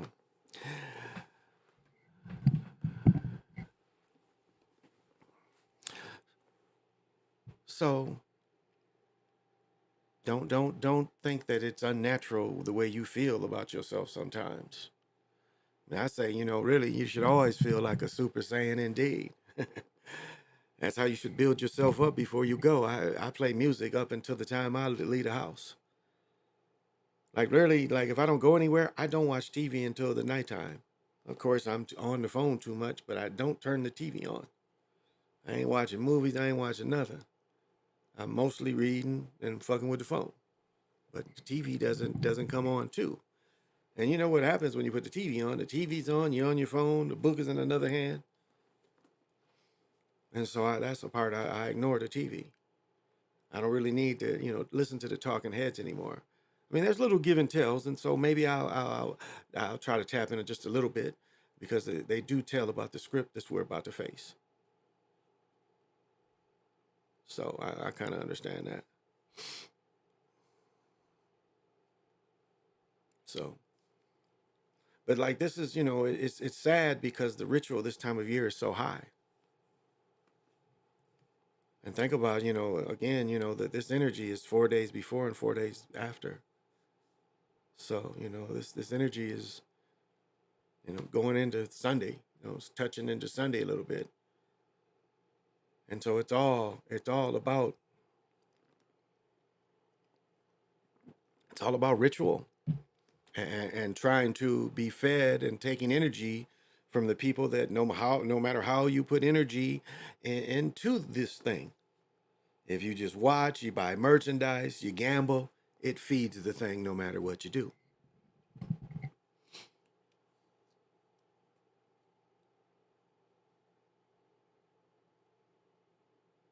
And that's what it likes. And I've said it's always a Shiva undertone. And that's that's and I don't want to say that is that's negative, but that is where the base of this ritual is it's always the Shiva energy. No matter, I've noticed that of all the Super Bowls, no matter what, that base color seems to be related to Shiva. And then they build on top of that destroyer creator energy. Because the game itself is the well, what they've turned it in. It is a kind of a creator and a destroyer. You could create happiness on one side, and you could create sadness and getting fired on the other side. And then the minor gods get fed from it. So it's not putting Shiva in a negative or positive light. This is an aspect that is used. Now, to say that this entity is agreeable or not, I can't really say. But some aspect they appear to put into it. Yeah. And it's so much of it that is to plug into that this is what they use. That's what they appear to use to me.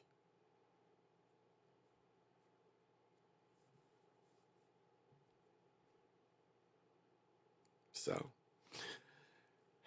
yeah. And then, as I said, this year, it appears like to be Catholic. So you can look at the saints, you can look at Yahshua, you can look at all that is tied into the Super Bowl. It is pretty much a Catholic or Christian. I think it was more Christian, though, with the purple.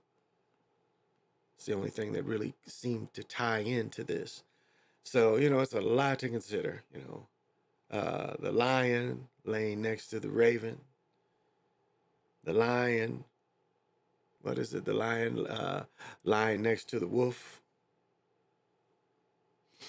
But the lion, yeah, that might be what we're getting off this Catholic, is the lion laying next door to the lamb. Or the wolf. That might be it. The lion. Huh. That might be a clue.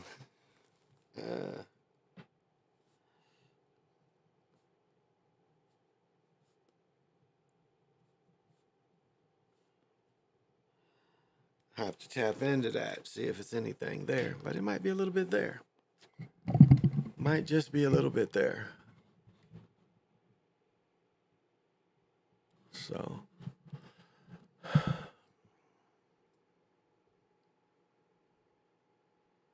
I don't know what the fuck that is.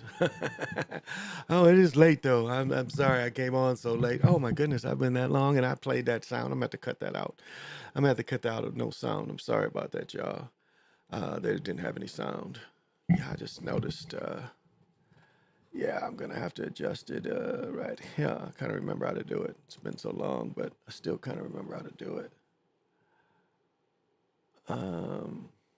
Yeah, so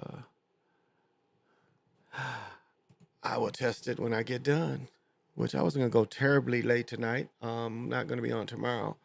And, I'll probably do a little show again, coming Saturday, preparation for what we're about to see on Sunday. And because it's going to be, as we get through these next 2 days, it's going to be more ritual for sure. And, we got all the music coming up. And so all of this has to be considered. All of this is considered because this, as I've said many times, this is their biggest time of ritual. This is who this cat is. Oh, see, it's funny why they're telling these stories. They're telling about it, so it shows you how the beast will feed you. They're showing me another dead person, but this guy died on January 6th. So why is this releasing it now? It's saying a day ago. So they're trying to tie these deaths up, or it will feed you, if you think you want to be fed. Yeah, and these guys freezing to death in the Kansas City Chiefs. Oh, okay, so, he did get the job. I wasn't sure about this one. And I got one of these coats. I got the Viking equivalent of this. Yeah, I got this exact Viking equivalent. This is, I kind of hate I can't wear my Viking stuff because this is perfect weather for this. This is rainproof. Eagles hiring Vic Fangio as new defensive coordinator, how it could affect the Eagles. So Dolphins had a pretty okay defense. He's been a head coach before, but looks like the Eagles are bringing him in. They fired that young brother, I think. Nick Saran's new defensive coordinator. The former Bronco head coach marks the Eagles' first major addition, late season collapse to rejuvenate the defense. So this cat's a little older than me. It's no stranger to Philly. He was born and raised in Pennsylvania, 2 hours from the city. He worked alongside Saran in 22 when he served as consultant to Ganner's NFL championship. In many ways, pairing was inevitable. Okay, so we'll see if that helps the Eagles because their defense sucked, but Hurts, he also sucked. So Hurts also sucked. I am not gonna do it.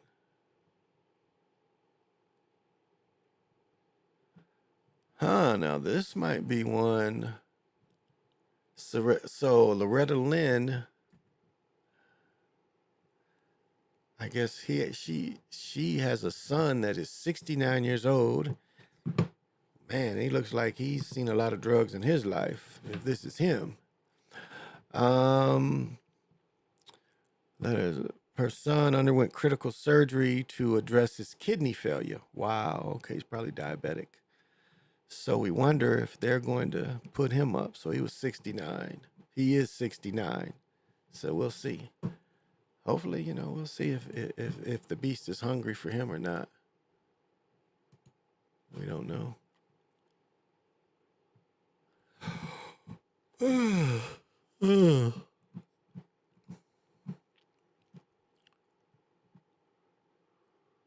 I haven't watched True Detective. That just doesn't really seem that interesting.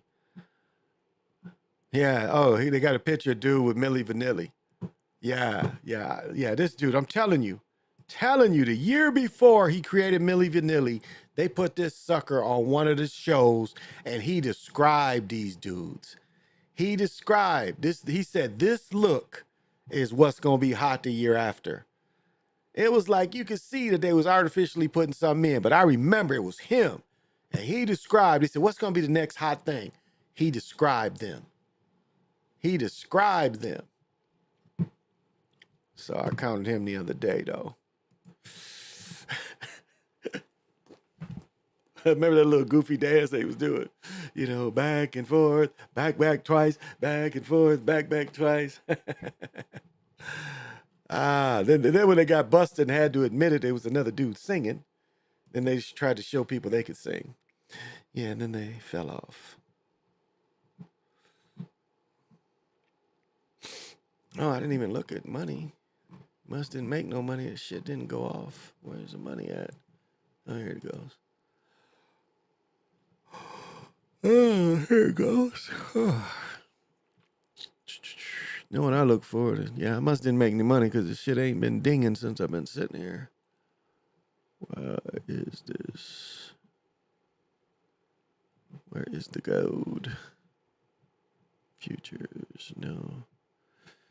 Not futures. Where is the gold?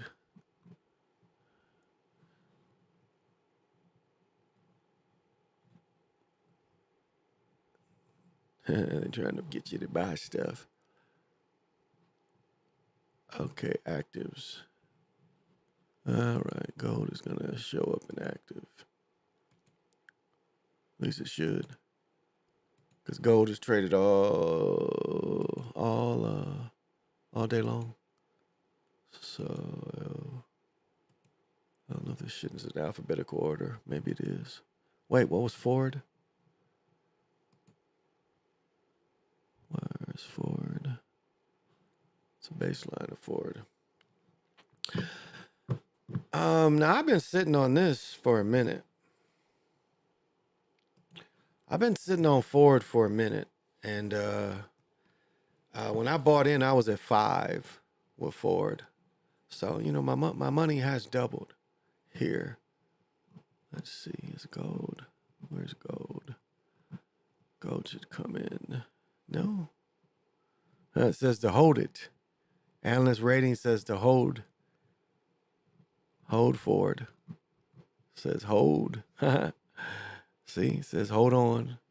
Even though it says it took a little dip. No, it gained point. Where's gold though? So, just if you got this going, pay attention to it.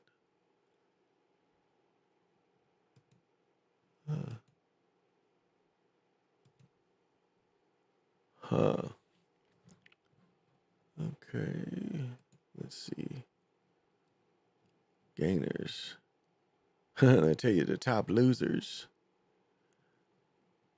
Oh wow. Okay. Yeah. They ALTI 18%. Whew. Alkena 17%. Wow. Let's see. What can I get out of this? I'm just looking for gold. So gold wasn't one of the top ones today. Shit, this motherfucker went Vera, what is this? Look at this. Vera Therapeutics. Yeah, Therapeutics. Check this out. This mug had a pretty big gain. 15% here. 8% there. Look at that. So it did pretty good. And you can looks like you can still get into this one. Yeah. So do your own work. Oh gosh, I'm good. I'm glad to be sleepy. Oh, here it is. I found gold. So gold did 12%. Okay, here's gold. Gold did 12%. Oops. Oh. There we go. Yeah, gold is at 12%. So gold, yeah, because I think when I did it yesterday, it was at 13, and gold is 220. I think we saw it go 231 though, early in the week. So gold is not bad. You know, not bad, not bad. Anytime over this 2,000. Even the gold in your pockets, hey, they can't when if you're forced to have to sell this stuff, you gonna get a little bit this time. It's worth more. It's worth the most it's ever been worth. Far as like if you had to pawn your gold, it's worth the most it's ever been worth. So, don't take less. Take towards the higher amount for your gold than the less.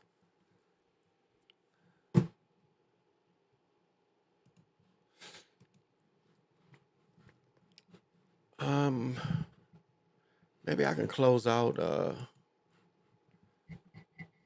Yeah, because it's kind of hard to. Well, I guess it's not hard, but I don't want to hypnotize people. I don't want anybody watching to be hypnotized, because I try to set up a way to meditate with people. Because there's a kind of a sequence for events, and again, it's something that for me, I'm not very vocal when I'm doing it. So I guess I could just send off, this beautiful energy before I sign off, because I'm going on. Maybe I can go another 15 minutes, but, and yeah, I've did enough debauchery. I think I've done enough about what my message was today, and really it's all about the wolf moon tonight, and what that means for us, and the weather being what it is, around the country, and the people that are affected and not affected. Um, uh, like for me up here, it's kind of every day is gravy. The days are getting longer, so we're slowly getting more vitamin D just because the day being longer. And so as we move around, we're moving into the time of where the light is coming more and more into our days, and the days that we all enjoy. Time of year where we all feel more in tune with nature, because nature becomes more hospitable. And right now, I think it's very hospitable. I mean, this is fine. This is, not having, the heaters roar, because it's so cold outside that the furnace is just, going. I got a furnace and a motherfucking fireplace going at the same time. So, and it's being in tune. Oh, and today, I got to see not only do cardinals come in my backyard, but some blue jays came in my backyard too. And it's like I'm not putting it out as much because it's not quite as cold, but still I know it helps them. And I saw something was eating on my grass. Well, my other grass in the planters, nothing was eating on it, but it tipped over. They was eating on my grass. But I think it's so thick that they couldn't kill it. They'd have to eat a lot of it. I mean, those stalks are like this, and let's just sleep. I look forward to this grass growing it again next summer in these pots. Maybe I'll put them in bigger pots and just let them flop out and they can stay out there all year round. Yeah. Like I have this little plant, and I know it gets so dry that I'm always feeding it a little bit of moisture just because it gets so dry in here. Just considering, taking care of something. Same with the cats, it's like taking care of them, We take on, and it takes loving people to, love things and be gentle with things. You see a silverback gorilla playing with his babies, this baby's jumping all around him, grabbing his hair. But what does the silverback gorilla do? He plays with him, throws him over his shoulder, hugs him, loves him, So, Blue Jays are really spiritual. Yeah. I mean, I felt the energy off it, and the same with the cardinal, kind of thanking me. Like one time, the crow, like finches is mostly back here. It's a thicket back here. And I don't think finches, these little birds, I think stay the whole year. I think their wings or their feathers are enough to keep them from freezing to death because these mugs be around. So, oh yeah, and I could look that up too. I used to see them a lot a few years ago. And we have a lot of crows around here. We have a group, and they stay in a group. It's a group, the way crows move. But we have a group around here. And, I've looked at the different spots, and maybe next time I see where their spot is, I might, if it gets, a deep cold spell, I'll try to throw them where I see their spot. Because back here is mostly the finches, and then again I see, the blue jays and the cardinals. So yeah. And something, maybe even a deer had been back there because it looked like something bedded down back there. But it could have been a rabbit just chilling too. Because I can see like the rabbit doesn't live here. The rabbit comes from somewhere to come back over here. Because when I walk back on the side of my house, I can see the little poop balls leading, going back to where the tree is. And sometimes, I got to find free spots where it ain't just, poop of rabbit poop. So, but it's just a thanks to nature. They'll survive with me doing it or not. Understand, So, but my little gesture of love is just, it's connecting with nature. That's all. And so if I'm sitting out there, in the summer and I hear that caw, caw, and just being able to connect with that. And thankful that, the wildlife can live around me.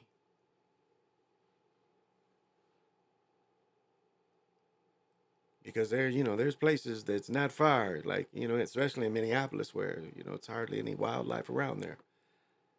Like, used to be at least pigeons, but, pigeons shit all over, so they desecrate stuff like graffiti, but it don't be graffiti, it'd be grashitty. But pigeons, pigeons could live anywhere. Pigeons used to be around all this concrete. They destroyed all the pigeons.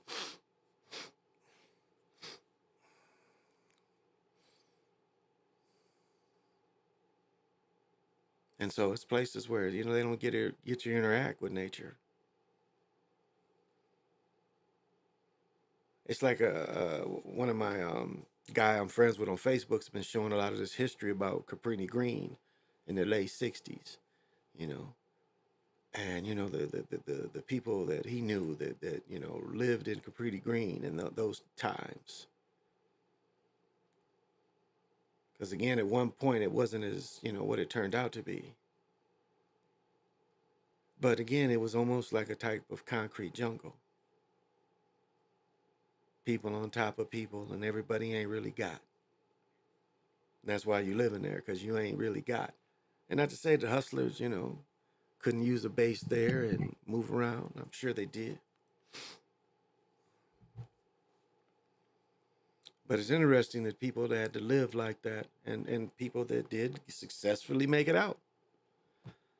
I mean, we go back to you know, good times and the frustration of people where they could never make it out.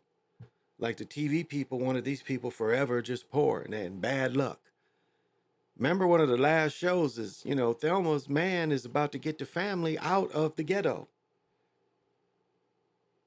And one of them want to take a picture and he trips over him and tears his knee up. And he's forced to drive a cab. It was like they could never catch a break. And that's a message to, you know, everybody too. That's a message to everybody too.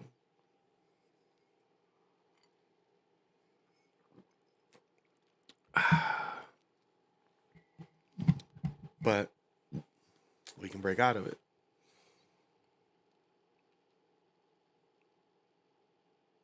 Yeah, we can break out of it and we can make it the most of wherever our situation is.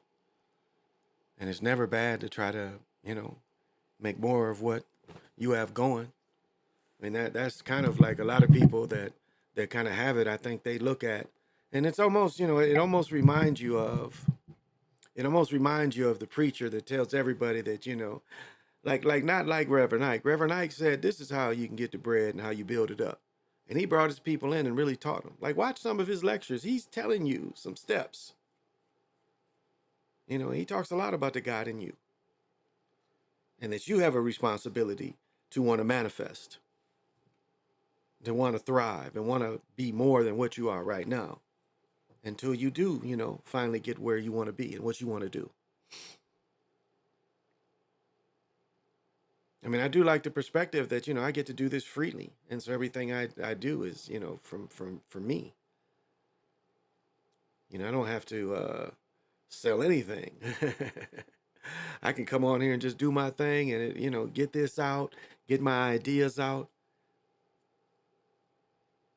And I don't have to behold to anyone.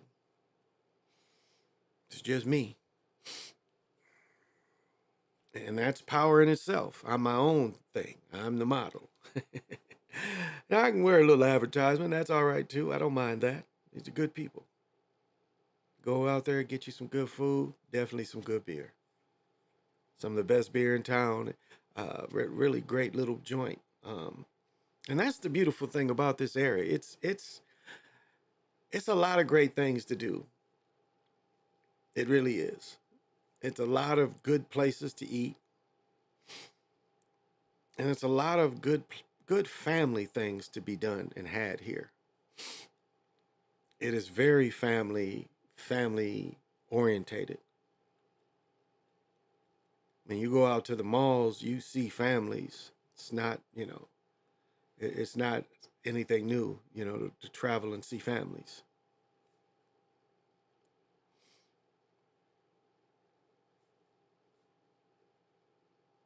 And, you know, that makes children strong. And that is, you know, the base of civilization is based on the family. Because each family would turn into tribes. Man, I know it sounds very simplistic, but 2 teenagers would multiply into multiple peoples, you know. And I'm saying, you know, these teenagers would get together. And these teenagers would get so old, have their own children. Then you have more teenagers, and it keeps growing and growing and growing. But that all comes from having family. A tribe comes from having family. And the family getting bigger and adjusting and absorbing and letting, and, you know, people come in and you're giving your children out as well. Or they're marrying out, you know. Because the way they in the Americas, you would go, you know, the woman stays with her family. The man comes into the family. So no matter if your son was going to be a chief in your tribe one day, he would go live with his until he became chief, he would go live with his woman. And more than likely, she was in some type of line as well. But this is where it comes from. It comes from family. Are these real birds? You know, I'll say this. it makes you like I was talking about ravens and crows, and there's different sizes in different places. Up here, these mugs look like pterodactyl. Up here, they do look like really the crows up here look like the crows from Disney. You know how the Disney had the jive crows, the cool crows. They really look big like that up here, and you know they are like very smart animals. Um, now, are you taking away, you know, that these brilliant animals can be something else? I just think their function. I don't see the function of the birds. Some of these birds they almost hunted to extinction, and you can see where they introduce them back into society, especially the paragons, the falcons. So I'd say they probably are. I'd say they probably are. But they have a consciousness. I mean, definitely there's a consciousness now. You know, again, I've said this many times, and I'll still say this. Like, it seems like, you know, the birds, and when I say that, I don't mean like the birds in my backyard. Whatever. There's a of the birds, there is a more advanced type of bird being than what we see that just lives outside freely. That's very obvious. And those beings, and some people want to say those are Placidians, they're the birds, but those beings is the ones that come up with the dinosaur stuff. To them, they look at they were masters of the world by their size, being hidden by, and again, getting into a little bit of the work of was there a war here? You know, did these type of bird type of people go to war with something with the reptiles? And we saw that, you know, the reptiles, Jupiter's rising shows that the reptiles lost to the European, whatever that came from. And it doesn't seem like it was a clear victory for the birds either.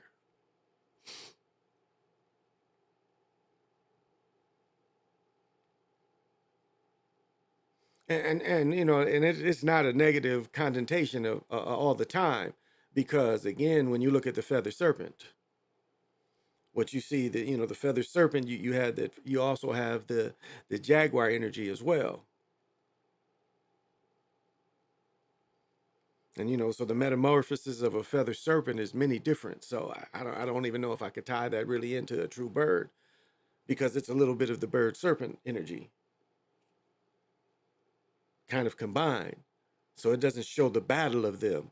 It shows the energy combined instead of them fighting, which, you know, that's the idea, that they're the ones that have always fought, and one of them, you know, got defeated. And it, you know, again, the way that the movies portray it is that as that the reptilians were defeated and are subservient to something. They show Europeans, but we know, you know, it's that's just a representation of white supremacy. I guess that's, you know, really that's kind of what it is. But there were so many other messages in the movie that you could tap into that, you know, little hints. And it was like, you know, watching Lee Revolution. You know, these people weren't really true. They weren't vampires. They were pretty much cannibals. Because you know, a vampire is romanticized. It's like that chick that lived in the tower and you know, drank everybody's blood. You know, she was just straight up murking people and blooding them out.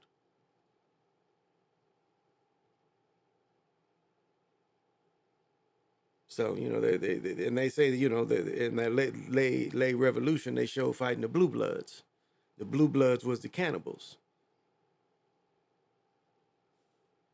that, you know, came from this sister that, you know, was very dark, and some kind of way it turned when they got her blood, they turned into cannibals. Even, you know, when she shares it with one dude in the beginning, he becomes a cannibal, but he can eat, you know, he can eat meat from deers, and he can eat animal meat to sustain himself from, you know, being a cannibal. So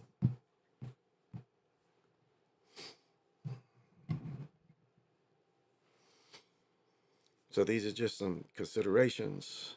Better, worse. These are some considerations. These are some considerations. I was just trying to find my sweet spot. I mean, these are just the considerations for, whatever spiritual journey that you find and what you can touch with.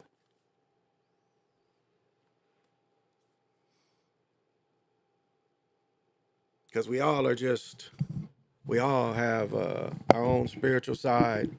We all have, like I don't think anybody listening to me right now wouldn't say that they don't have a loving side.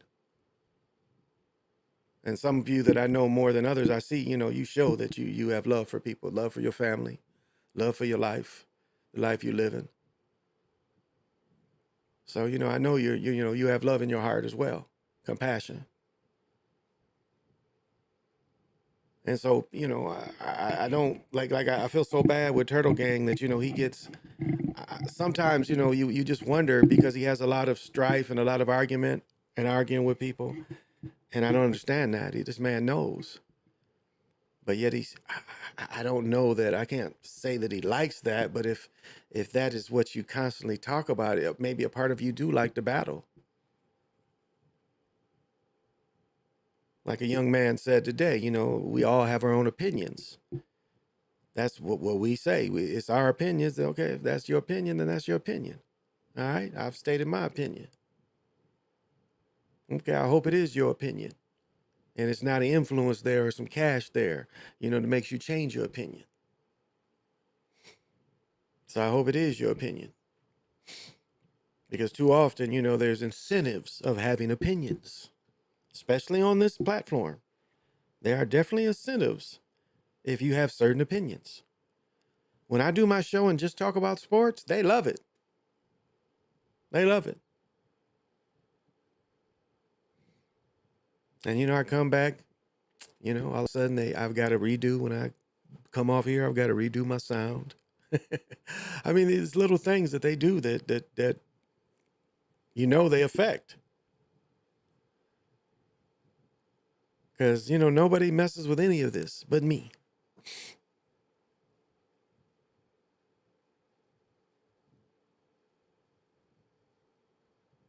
So this is a system that only me mess with. So if things get turned off, it's somebody doing it, which, it ain't hard to break into anybody's stuff and mess with anybody's stuff. But it does make me see and make me think that, I'm doing something to get attention. There's something I'm doing.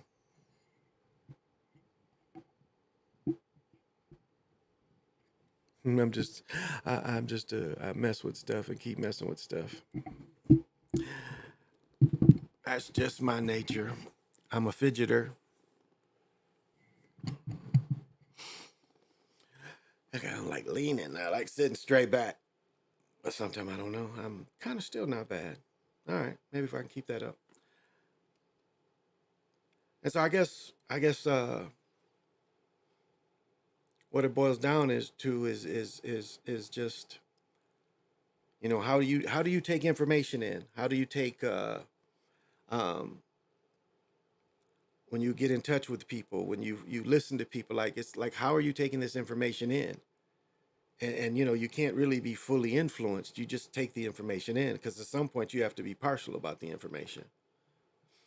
Now, if there's a passion there and a norme that is spoken about, again, people are going to have different opinions of normes.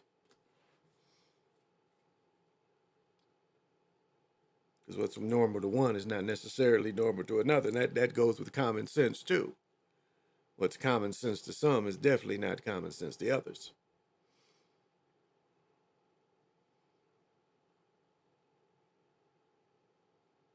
And we see people, different stages, how they react to different things. And an opinion could come from, I can't say that opinions don't come from growth, because you can. But again, you have normes. What's normal?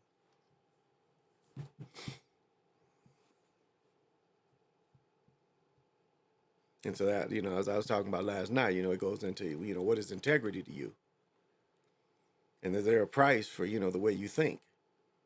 Can you push an agenda? If there's a chance for you to move ahead, would you be opening to push an agenda if it's not yours? Would you be open to that just for bread? Would you follow the agenda just for bread? And I guess in a way that is like working for somebody else, you know.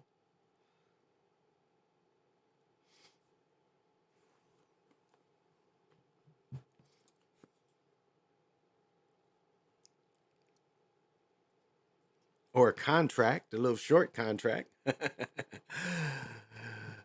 Vote for me and I'll set you free. You know, that kind of thing.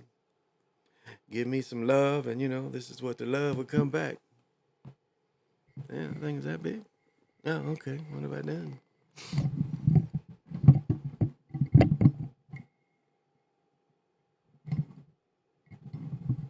Even that's backwards. Now, how did that get backwards? Oh, I dropped it earlier. That's okay. It's backwards. That's all right. It can be backwards.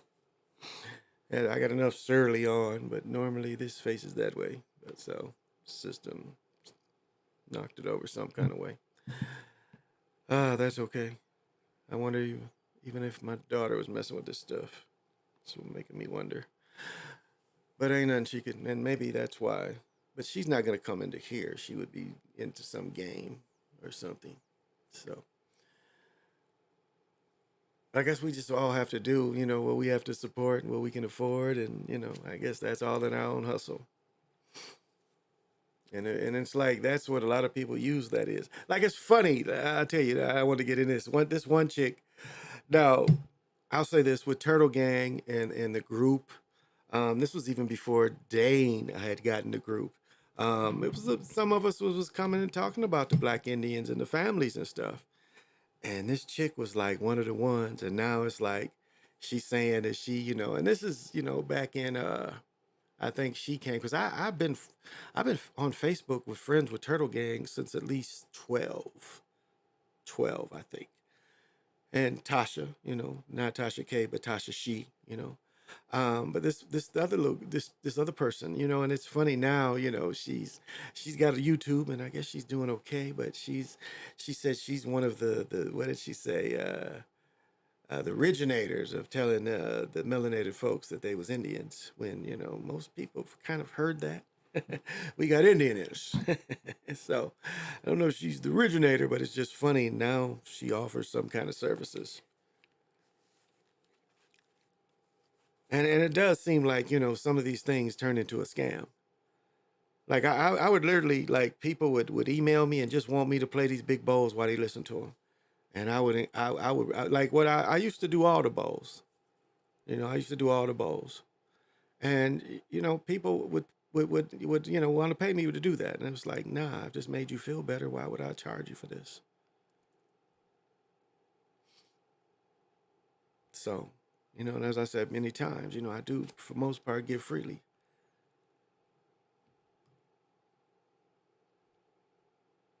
I give little antidotes, like I said, you know, the selenite in the windows, like these little, I should bring a pop in here. Those pops, like if you want talisman, those pops are one of the best things to train into talismans.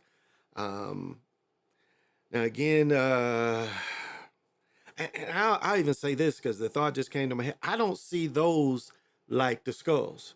I really don't. I don't see those like the skulls where they're all interconnected. There seems to be, yeah, there's originality in every one seems to have its own thing. They don't seem to be tied in. And I'm not just saying that because I use them. I mean, I just don't see the like the thing I see where all the skulls are connected. They seem to be like the energy of each one of them. Each individual piece seems to be the energy to that one. It does not seem to be the kind of thing where you put them all together and, you know, they're running around your house. They're a little gang throwing little spears at your feet and shit. And I say this, I've had pops 13, 14 years. And they seem to be one of the easiest kind of talismans that you can put around.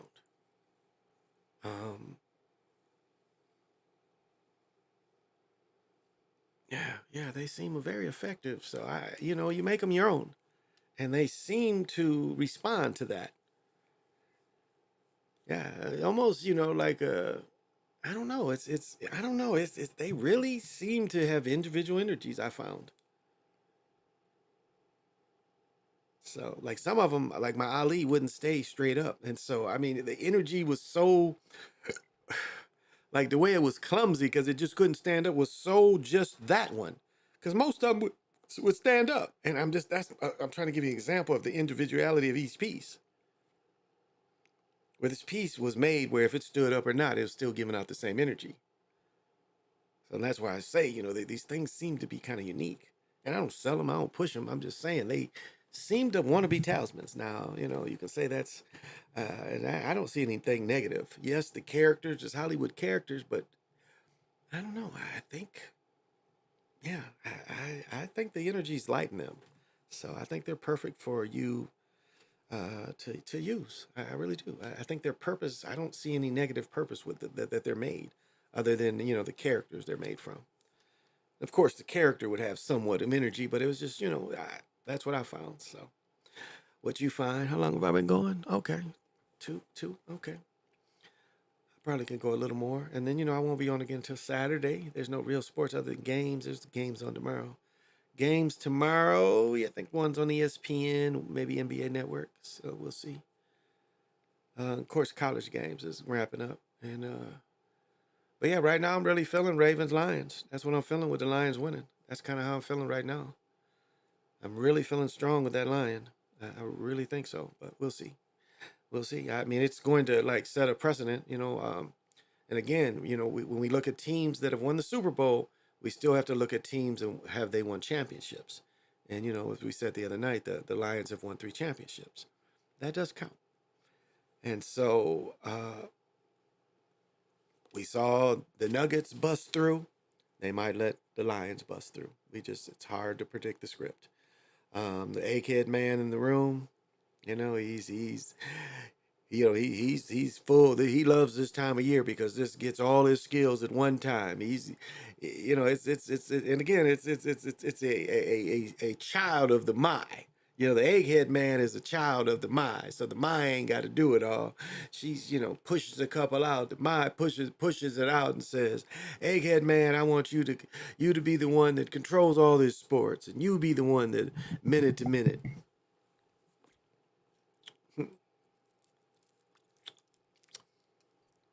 So that does not surprise me. This motherfucker's still sweet. Guess it wasn't too beat up.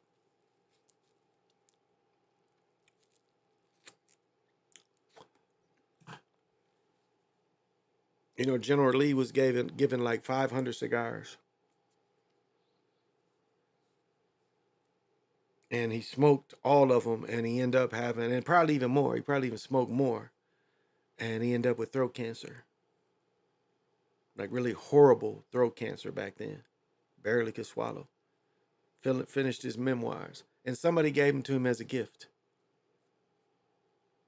And the way a general would travel back then, you could keep him dry. And yet he went through all through them. Eisenhower, same way. Chain smoker during World War II. Watch footage of him. Rarely see him not smoking. One of the greatest logistics minds the world has ever seen on how to move people, supplies. I don't think he's given enough. I don't think he's given enough credit of what he did in World War II.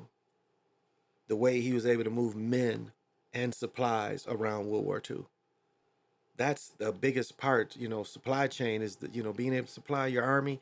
That's one of the biggest parts of war. And he was trained. He was no doubt trained during the time between World War I and World War II. He was trained, logistics.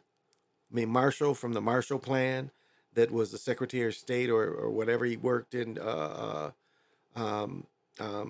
something the chiefs over the chiefs, over the, armed force, over all the armed force chief marshals. Marshall had handpicked Eisenhower and trained him in logistics leading up to World War II. And he knew he was level-headed. liked him a hoe, kept him a woman. He kept him a woman the whole 5 years of the war.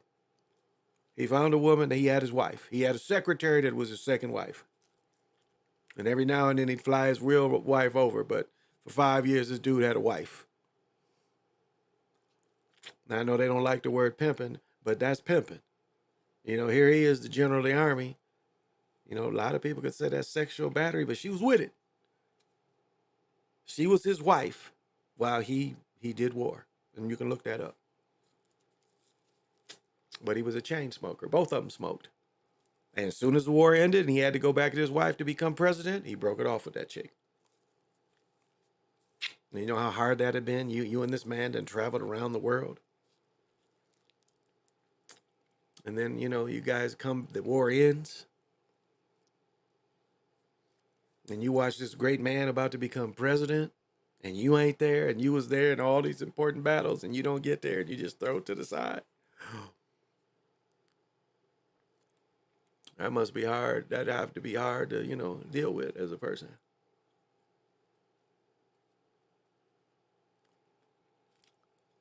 You guys know I've not drinking any beer since I drank one beer on Monday. But other than that one beer on Monday, I haven't drinking any beer the rest of the week. Don't plan to drink any more beer tomorrow. I will be drinking Saturday and Sunday. So, you know, it's been water ever since then. Staying up with my hydration, having a little discipline. I've taken gummies, you know, no doubt. But you see, I don't really smoke. This is all I got to smoke. I only hit it here at night. Really don't like smoking anymore. It's really too harsh. Vaping is not so bad, you know, but, or even having the carts. The carts are a lot milder than just smoking flowers. But flower is, as you get older, for me, it's a little too rough. And much as I like smoking wax, yeah, I can't see smoking any more of that. Lost one of my pills. Yeah, my mic flipped over. So that's why it's like that. My mic is kind of flipped over. One of my allergy pills. I got a million of them, though, but I flipped it over somewhere in here. So I don't know. Oh, and tomorrow, oh my goodness, you know, like every day is just exciting. Every day is just outstanding. Yeah, this weekend my daughter has a competition, so we'll be doing that. It's gonna be all day because my mother was gonna go. I'm like, this is like gonna be all day joint. But you know, I'm patient. I go and support her. And think about it like I look at it like this. Say you like here's a prime example. My best friend, he coaches his daughter. She's doing MYA, what is it? MYABT, I think it's called. But it's the same way. Like you'd have a game at a certain time, and sometime it ain't worth going back home, or you had to go somewhere to eat. Then you got to go back to the gym, and then you might have another game, so you got to go, you know, and then you come back, and it's the same thing, you know. It's like go down here for my daughter, you know, and when it's her turn, you know, get to check that out when it's her turn to do what she's supposed to do. I guess she said she wasn't twirling two batons this time, so, but she's going to be when we have the next one. So, yeah, but you know, I told my mom, like, you ain't gonna want to sit there all day for that, sitting on them bleachers. I hope I remember to bring a blanket. Yeah, so I can have something soft to sit on, because, you know. Well, I think I'm gonna cut it off. My watch is telling me I need to stand my punk ass up, and I'm thinking so too. But I'll end with a little inspirational thing. And I said, you know, the crystal of the day is citrine. Let's see.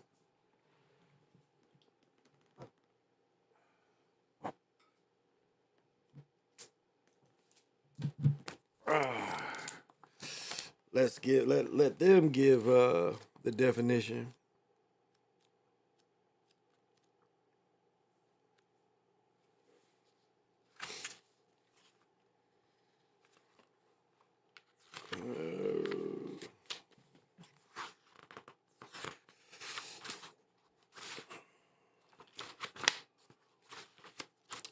Here we go.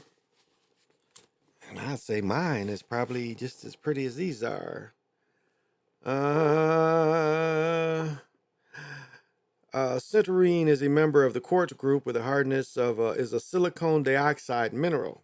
A member of the quartz group with a hardness of 7. Its crystal system is triagonal, and its yellow pigmentation is derived from iron. It varies in shade from very pale yellow to a deep amber, nearly orange, and some specimens exhibiting brownish tints. The name citrine comes from the French word citron, meaning lemon. Citrine was used as a gem in Greece as far back as 300 BC and was worked into a cabaron, ring stones, and into taligos in Greece and Rome through the 1st and 2nd centuries. Much of the commercial citrine on the market is heat treated amethyst. In general, the deeper amber and orange shades are heat treated. Natural citrines are mostly pale yellow color. A deposit of natural citrine has been found in Brazil, Africa, Madagascar, Spain, Russia, France, Scotland, and here in the USA. And you see, my piece ain't been treated with nothing. That's how the real stuff should look. You see that? And this is almost smoky citrine, because if you look at that little top point, that is a little bit of smoke.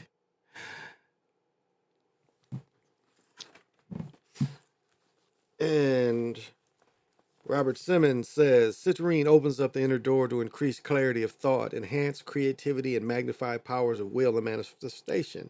It is one of the premier stones for the second chakra, capable of awakening the powers of creative imagination even in the most unconscious individuals.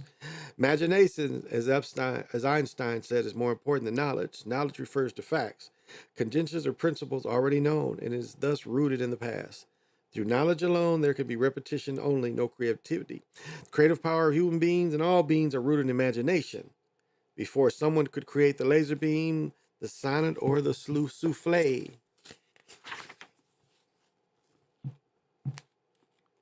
it had to be imagined. Imagination is the means by which one turns inward, the time stream from the future, the opening self beyond what has been into the realm of what can be.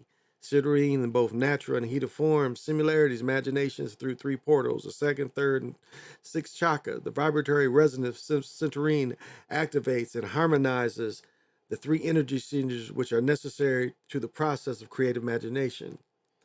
Citrine activates the thinking process, enhances mental clarity, as well as the visuary function of the which inner images appear. After all, imagination, the essence of process of image making. Until one has the image, one cannot build the invention. Citrine stimulates the creative function, the wellspring from which new portals are born. It is fitting that is also the sexual center, the source of both types of conceptions, imagined and biological. The citrine generates the human dynamo of personal will. It is said that great accomplishments are percentage inspiration and 99% perspiration. Much of our experience on the earth plane is gained from our attempts to transform our dream and wishes to physical tangibility.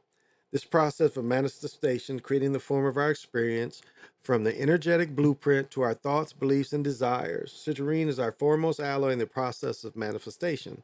The vibration of citrine initiates our creative energy and will, increasing our ability to bring energy into form.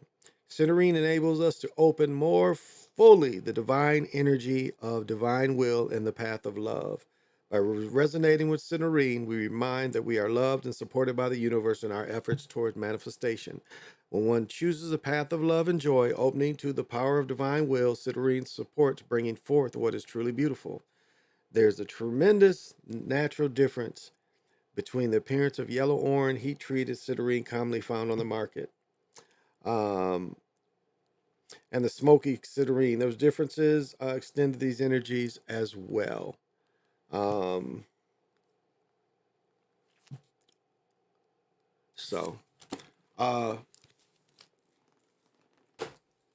as I hold this and I come to you, I'm pushing that out. A lot of times they tell you to put this the furthest corner away from your door. And what I've chose to do is put this near my door. I want this to touch me when I leave. I want this to touch me when I come back in. And I want it to touch the people that come and leave. So I want them to be touched by it when they come to into my presence. Like right now, I'm about on the verge of creating something really beautiful. And I'm starting to imagine it now. A place where I can sit and look at nature and just be 1,000 years old and just sit there and love it.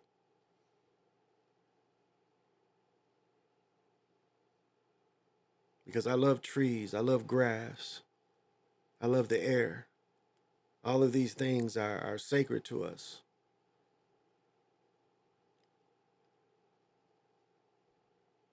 And that's, we are magic. We are magical people. We are magical beings. I mean, it's just, magic happens so often, we don't think that, magic works for us. And they try to make you think that this is prayer and stuff. And there's nothing wrong with prayer, but it doesn't have to be constant. And that's the hook. Because if you set out a path or you make proclamations, that's enough. No matter how they turn out, re-proclamating is not necessarily, helping you.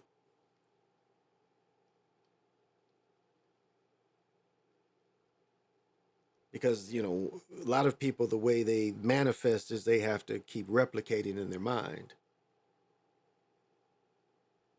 And replicating is these prayers too. You're replicating of what you hope you manifest from replicating. But it's a point where you only do it a few times and you move it in motion. So you don't have to keep replicating. Because that can guilt you too. Because it's like, okay, you wasn't successful, but you was replicating, but you wasn't successful. So the way it works is you like, man, I need to keep replicating. Because the reason that I didn't replicate enough. No, you only do it a certain amount and it rides for you. Because too often we try to do everything. And at some point it's like you've done enough. And a minor blemish can come, but you move through even the minor blemish.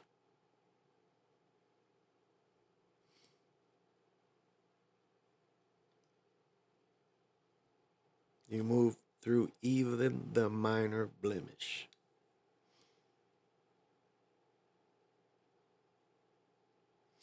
So, and that's why I bring this out. And I want this to, for you on this wolf moon, on this night. I need nothing from you but you to listen. That's it. All I really need is just your attention. More than anything, you don't have to send me anything. I'm sending it all out. And I don't know if I ever come across it. It is from a place of joy and bliss. Talking about sports is the thing I love.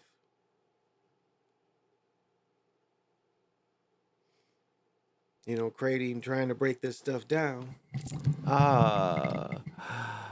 Keep it up with the water since I had to go to the emergency room last August. Laid off soda, been drinking mostly water. I see why moms always say drink water is good for you. Yeah, I quit drinking. Let me see. My daughter is how old? 12? Yeah, I haven't drank soda since she was 2. Yeah, I haven't drank probably 10 years. I quit drinking it almost 10 years ago. The mistake I made is I was still eating Frosties. I only quit eating Frosties maybe 3 years ago.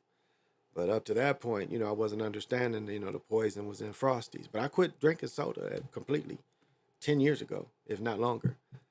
But I was up to 3 years ago, I was still eating Frosties, not understanding the harm I was doing to myself through all the sugar. So, I'm still trying to learn because I thought, okay, I can stay off the sodas, but, taking this. And, I've always had, soda sometimes would just kind of upset make my kidneys hurt sometimes too. So I'd have to lay off drinking so much Coke. Because when I worked, I would always drink probably a liter of Coke.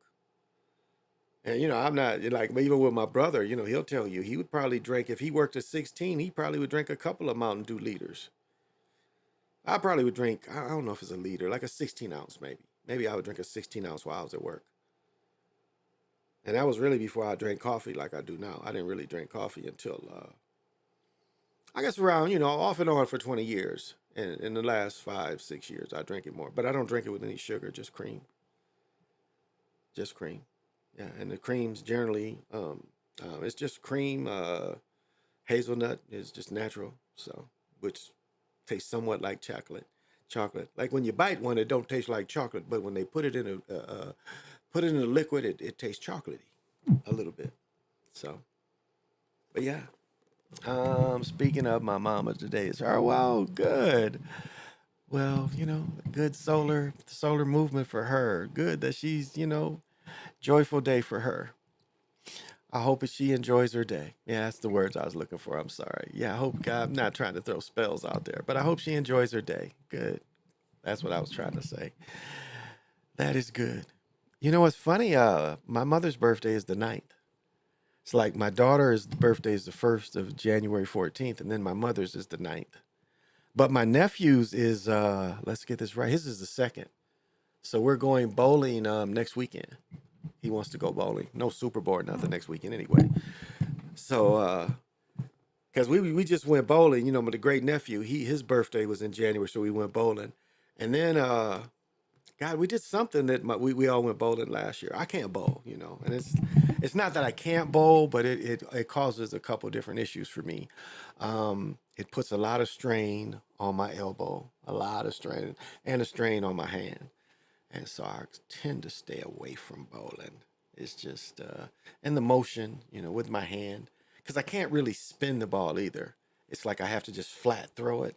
So it's not really fun. So, but yeah, because my mom's is coming up too as well. My mom's is coming up. And my mom will be 83. Like we're all on the threes. Like my wife, my daughter, my son, we're all going through the threes. And like our graduations is all, tied in together. My mom graduated in 59. I graduated in 79. Cameron graduated in 19. And she'll graduate in 29. My wife graduated in 89. So, and I've told this story before. My wife's best friend growing up, check this, I've said this before though, but my wife's best friend growing up is my best friend now. It's brother. She's known my best friend since she was a girl. And what's the odds of that? If you talk about two people being perfect to each other. She knew, she was I was telling her, it's like, I know Tony. I don't know if it was a picture or something I showed him, but she's like, I know Tony. Because I thought they grew up kind of on the same side, kind of the south side of Minneapolis. And she's like, yeah, I know Tony. His sister Niecy was my best friend. So the first time I took her over there, they hadn't seen each other since they were in high school. Because they're closer in age, we're 10 years apart. My friend, I think my best friend, I'm 7, 8 years. He's 53 or 54. He just had a birthday too, I think. So he's 50, maybe he's 54. And then this year, what's blowing my mind is my ex-wife is about to turn 50.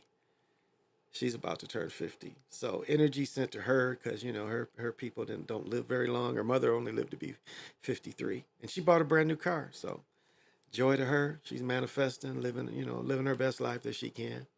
And she's another one. She likes drama. I mean, it's just, that's who she is. She just likes drama. 83, that was the year I was born. Oh, okay. 83, you was born in 83? Okay. That was a year I was supposed to graduate from college. But I actually could have went to 84. I had an extra year of eligibility because I didn't play my first year. So I could have went to 84, but I quit going in 82. 82 season, I stopped. They brought the new coach in, it's like, I was working. I was like, man, I'm going to just keep working. Still, did the football thing a little bit, played a little semi-pro football, but. And, I got, when they had them replacement players, they got in touch with me. They found out where I worked. They found me through work, and I was getting letters through work, and they gave my address. They were sending stuff to the house. And so I got invited to go to that shit. Because it was with the Redskins. I could have went down there. It was like you first go down there and try out, but you had to pay for that. You had to pay for your own hotel room. And if you made it, then they started paying for stuff. But, you know, it was like a 2-week kind of deal. You know, I was like missing work for 2 weeks and paying hotels for 2 weeks. And back then it wasn't, you know, wasn't what it is today. You know, you could probably still get a room for about $30 a day back then. But still, you know, a couple weeks, you know, and not making that bread and having to spend out that bread would have been tough. And I had family down there and shit, but it's just like, you know, that I really want to give my job up to do that. And you know, when you quit being a receiver and you ain't doing all that running, I naturally, you know, I could have always played tight end anyway. Just my size and my blocking ability, and so you know, I still could run. Shit, when I went to the police academy, he was running with young people. I was still running with the mugs. They were surprised how well I could still run. And I was like, when I went to the academy, I was like 245, 250. Yeah, you are younger than what my dad would have been this year. He would have been 64. Yeah, so he was probably born in 60. Your dad had been born in 60. Yeah, like a lot of my friends, I turned in 63 already. Like one of my best friends, he turned 63 on the 25th. He called me. He had called me. We talked. Matter of fact, I got to take pictures of these shoes and send them to him. He said he claimed he can wear them. I ain't gonna wear them no more. They just too hard. But you know, the Jordans, you know, they're a type of Jordans, you know, retros. So, you know, still got value, but yeah, send them to him. Make his day. You know. So I ain't got no problem with that. But yeah, you know, it's good to be this age. Like I look at like those pictures, I look at that from just a couple years ago, and it's just amazing how, you know, I'm older. You know, like a lot of that is 3 years ago. You know, it's 3 years ago. A lot of that is from 20. Like when I dated that chick, it was from 20. So, well, close to 4 years ago. No, I think it's 21. I think the video was from 21. So I dated her back in 21. So, you know, that was 3 years ago. Maybe it's 4. I have to look. Because this channel is 3 years. Yeah, it'd be 4. Going on 4. This channel is going on 4 years. Because if they wouldn't have taken my other channel up, it'd have been 10 years. Because my other channel started in 14. And they took it down in 20. Yeah, they took it down in 20. So yeah, this channel is going on its 4th year. So, and you know, it's not a lot of positivity, you know, with this platform really. They send false encouragement and things that are false. I think it's hypocritical for them to come back. You done did some work again 3-4 years ago, and it's been riding ever since. And then one day they come to you and say that this, you know, is you know, there's a problem with it, and it just makes you think like it's not a problem. And you know, I'm not crying and bitching, but it's like the way they took my other channel down was completely against their own system. Like no warnings, no nothing. Like I was literally just doing a live, and I just spoke about what my doctor had told me. That's all I repeated. And they literally struck my channel going live, so that means they was watching me. But again, it shows me how important I am. Because, you know, again, they just not taking people's channel away that ain't got something that somebody doesn't want to hear. Guidelines is an excuse. It's something that you're saying and something about you that they want to block you from continuing. Especially my channel wasn't, I mean, I don't remember how many subscribers, but it wasn't 2,000, I don't think. Or if it was 2,000, that was about it.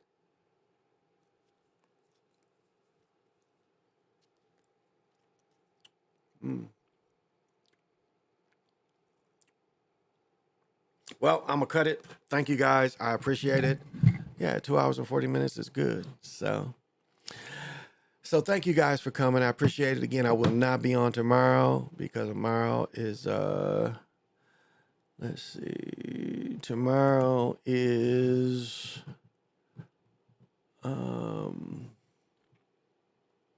okay, yeah, I think that's where I gotta go. You know, I generally it's family day, so we just gonna kick it. Maybe go to a movie or at least go to dinner, and we're gonna kick it all day. So, and you know, manifest to all of you, really manifest. Use this energy to go after what you need to go after, and you will do it. All right. Again, you know, I don't need anything from anybody. I'm okay. Just watch it when you watch it. So again,